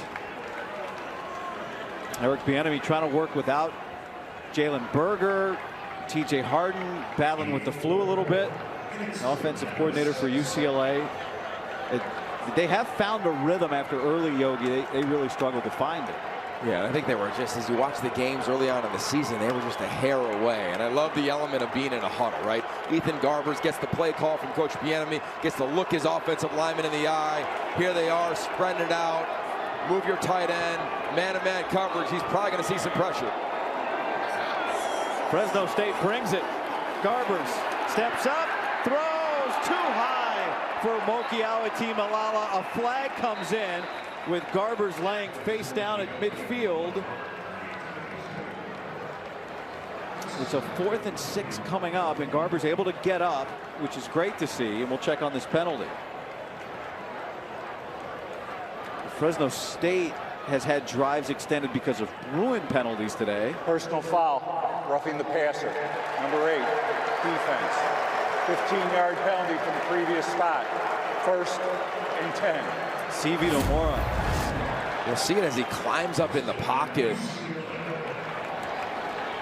Throws it. That's so hard. Right, you are going as hard and as fast as you can to try to make a play. Roughing the passer is under review for potential targeting. In slow motion, it looks one thing, and in real time, you're playing linebacker trying to make a play. So now, of course, they'll review for targeting. So they are reviewing this for targeting. All right, they can't take away the personal foul. The question is, do they add targeting to this, which would remove Nomura from the game? You've got a player throwing, right? Garbers is throwing here, so he is a defenseless player. We don't have contact to the head or neck area, so I don't think here, Yogi. Let's see. So we're looking for contact with the crown, although he does contact the face mask too. You do have a launch, which is an indicator for targeting. And oof. Let's see the call. After review, there was no foul for targeting. The roughing the passer stands. 1st and 10. Mike Pereira. Mike, why is that not targeting? Well, because he is a defenseless player, okay? So it has to be contact at the head or neck area. It is not. And it's also not the crown of the helmet. Remember, the crown of the helmet's just that little circle on top. He basically has the head up, and so therefore you cannot add targeting in that situation. I'm not even sure it's roughing the passer, to tell you the truth, but that part is not reviewable. Fresno State wishes that you could help them with that today. Appreciate that, Mike. They didn't get the call there. There's a fresh set of downs for Frias, who slips down. So that was going to be 4th and 6. and instead it's first down for UCLA. Yeah, and I'm with Mike on that one. I think it's so hard to stop when you're moving like that and the quarterback's climbing the pocket, but regardless, here we are, and the clock continues to go. So now if you're Tim Skipper, you're managing the clock, where you are on the field, how many timeouts that you have. They have all 3. Same deal on the other sideline for Deshaun Foster and company. You want to work the clock, milk the clock, but still give yourself the ability to adjust at the line of scrimmage if need be. And they are using all of this clock. Garbers. Monteval, the tight end. And there is Nomura. And it's now third down. Monteval is just so strong.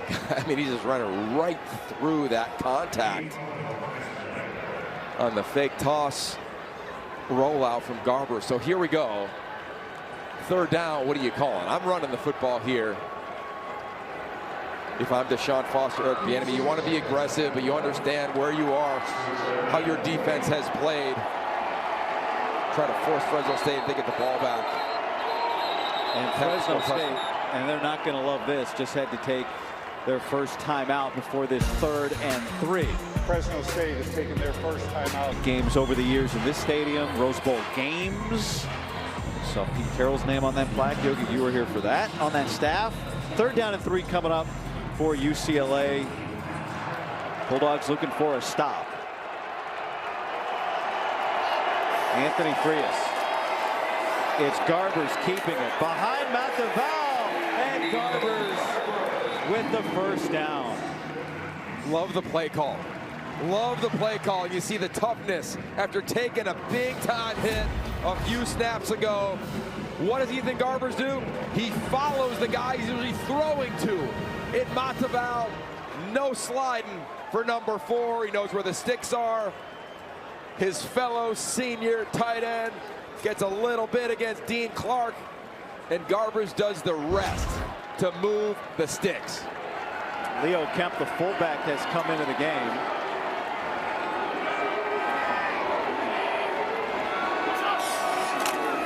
Here's Frias. And he gets stood up in the hole and knocked back. Dean Clark was right there.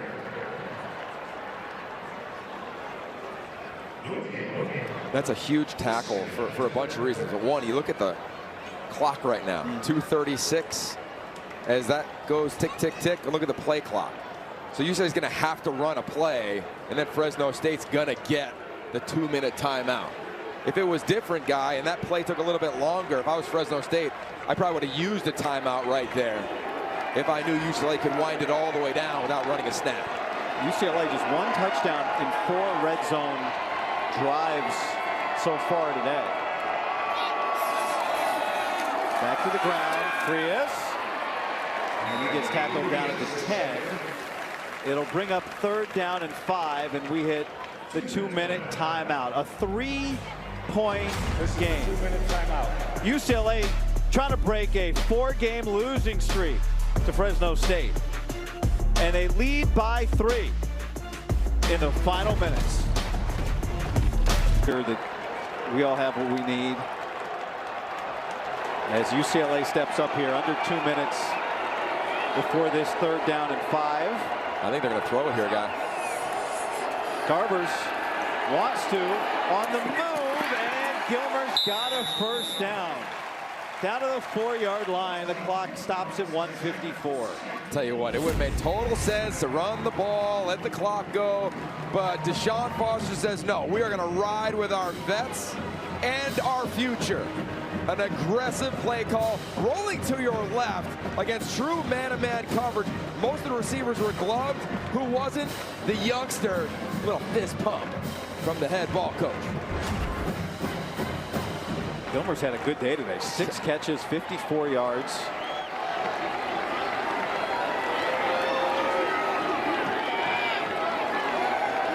Mokiawa Team Malala goes in motion. Here's Frias into a pile. I have to say as well that Fresno State's going to take a timeout.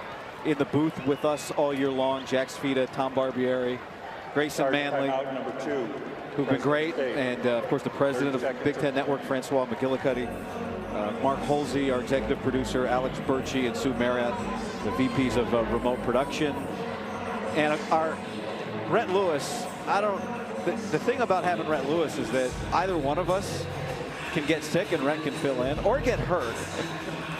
And of course, Denny Blunt, our producer, who played quarterback all year long.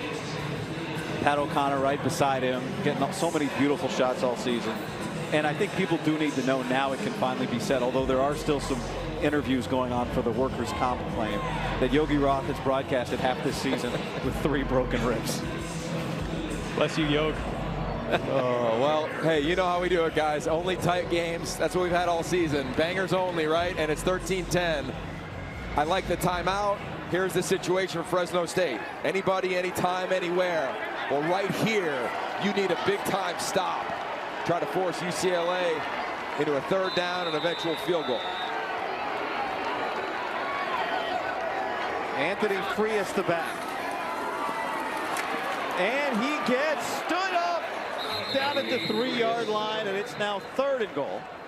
And Tim Skipper is going to use his last timeout before a big 3rd and goal.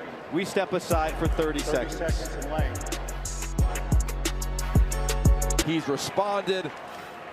I'd imagine Deshaun Foster said, let's make sure in the zone read game, it is going through him.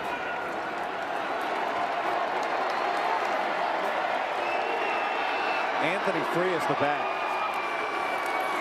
Garbers looking. Garbers lofts it into traffic, and Sturdivant caught it. Touchdown, UCLA.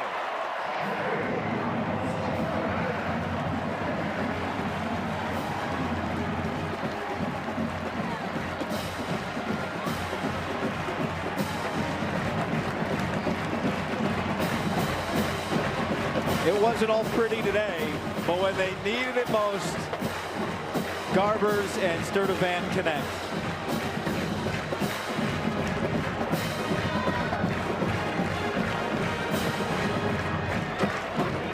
That was impressive on so many fronts. Ethan Garbers, you knew it was going to go through him. They go deep play action for a score and a likely win. Pagani on to make it a 10-point lead. We talked about the ability of the Bruins to put together a big drive. That was a 6-minute and 14-minute drive, a 6-minute 14-second drive. God, he throws it up. The only guy that can go get it is Sturdivant. I thought it might have get picked in front of 3 defenders. Fist pump all over the sideline. Whoa, what's this? Athletic Duck signed me to an NIL deal. An NIL deal? It's name, injury, and likeness. With a name like Prime, an injury like mine, and a likeness so fine, that's a triple threat. Couldn't we just tell people Aflac pays cash for expenses not covered by health insurance? If we want people to understand how Aflac helps close that gap, we got to get you to think bigger, coach. You gotta be kidding. Get help with expenses health insurance doesn't cover. Find an agent, get a quote at Aflac.com. Miss Terry's not gonna like this. Trouble. A Hoops triple header, Sunday on the Big Ten Network. That was the 2nd longest scoring drive of the season for UCLA. 15 plays when they had to put the game away. And they did it. And now Fresno State has no timeouts left. Let's go back and look at J. Michael Sturdivant's 2nd catch of the game. Well, I just love the deep play action from the dot. And he just throws it up. Yes, it's man-to-man, but there's multiple defenders around J. Michael Sturdivant, Julian Neal and company. The tight ends run through on cross. I mean, there's so much chaos. To be able to be willing to make that throw is so impressive. And Sturdivant's running the route, looks at the last second and goes up to get it. I mean, give a ton of credit to the players and Deshaun Foster and Eric Bieniemy for calling it in that situation. So here we go. Miracle time for Fresno State as they get it to Richie Anderson, his 2nd catch today, the tight end. And it's important to note that for Fresno State, Julian Polendo has been at center the last couple of drives. See if Jay Toia continues to have an impact as Fresno State's going to have to move the ball. Vavao, the center, is their most experienced player on offense. He's a captain. That's a big deal. There's a pickup of 8 yards. Fresno State is used to tempo. UCLA is not going to play tremendous off coverage. You remember that game in 2021. 41st pass of the day for Keene is caught by Sharp, and they're out to midfield real quick. In 2021, this is the game with Jake Hainer. All of a sudden, they just move it down the field. UCLA was playing such off coverage. It was easy. Boom, boom, boom. They moved the ball down late in the ball game, trying to do it here. Under a minute. Keene, sideline, and his receiver Moss was turning upfield. The clock stops at 49 seconds. So a big part of management right now for UCLA is just remembering you've got 3 timeouts.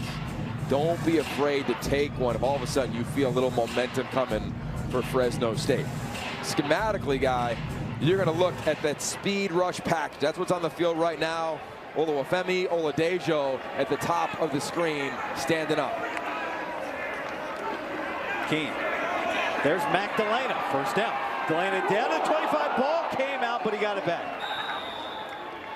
Pick up at 21 yards. Okay, now you got to clock it here right now if you're Mikey Keene.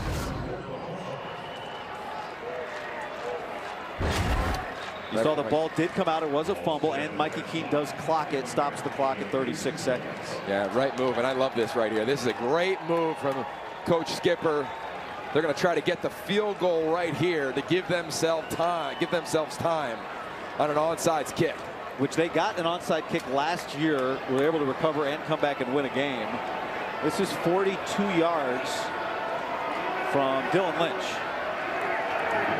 He made a long field goal before halftime, and he makes this.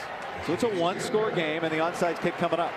Can you imagine being the Skipper family right now? You got Sean Foster, you got your family. I just love, we talked about the situational football. Rhett Lewis referenced it, of the Skipper family. It's a big part of Tim's body of work. Nice job on the hold, putting it down, and away you go with the lefty. Obvious onside kick incoming. Hands team for UCLA out on the field. Well, you know, I know Fresno State, and we'll see what happens here. There's still, we got action. We got a 1-score game. They would love to have won this game and gone in the locker room. They would love to win this game and go in the locker room and just announce that Tim Skipper's the head coach. But whether he is or isn't a winner as he walks off the field today, there's no question. We were talking to Pat Hill, the former Bulldog head coach, who's the radio analyst now here at halftime. He said there is no doubt that this is the right guy for the job when you consider everything that that you have, especially as a group of 5 team moving forward into the future. But we got football to take care of here. UCLA faced an onside kick against Rutgers last month and recovered it. Fresno State is 0 for 1 with the onside kick this year, and now UCLA is going to take a timeout. UCLA is taking timeout number 1. 30 seconds in length.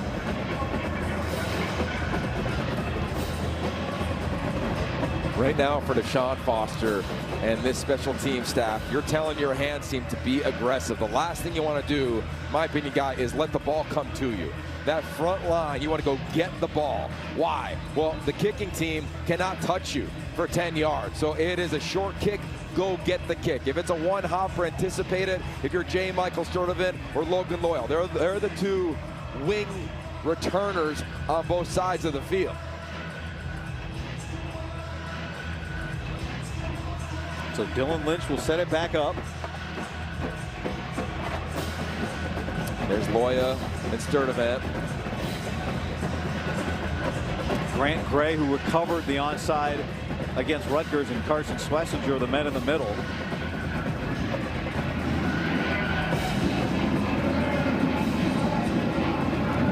And Lynch kicks it over Loya's head and out of bounds. It's a penalty for a kick out of bounds, but the important part is UCLA gets the ball. Pretty good kick. You want to maybe just on that second bounce to pop up straight a little bit more. Kick out of bounds. Number 46 kicking team. 5-yard penalty will be assessed from where the ball went out of bounds. 1st and 10, UCLA. There's the kick. John Baxter, the special teams coordinator for Fresno State. And for Deshaun Foster, I'll tell you what a season. You know, we spent some time with him earlier this week, and we said, hey, what did you learn about this year? And without flinching, he goes, we can play in this conference. We can play Big Ten football. And in a year where college football is so transient, players stayed at both schools. Deshaun Foster, Tim Skipper connected. Look at that embrace, such respect, reverence, regard for one another. And for the Bruins guy, think of what they went through. They lost Chip Kelly, he goes to Ohio State. Deshaun Foster becomes the head coach's alma mater.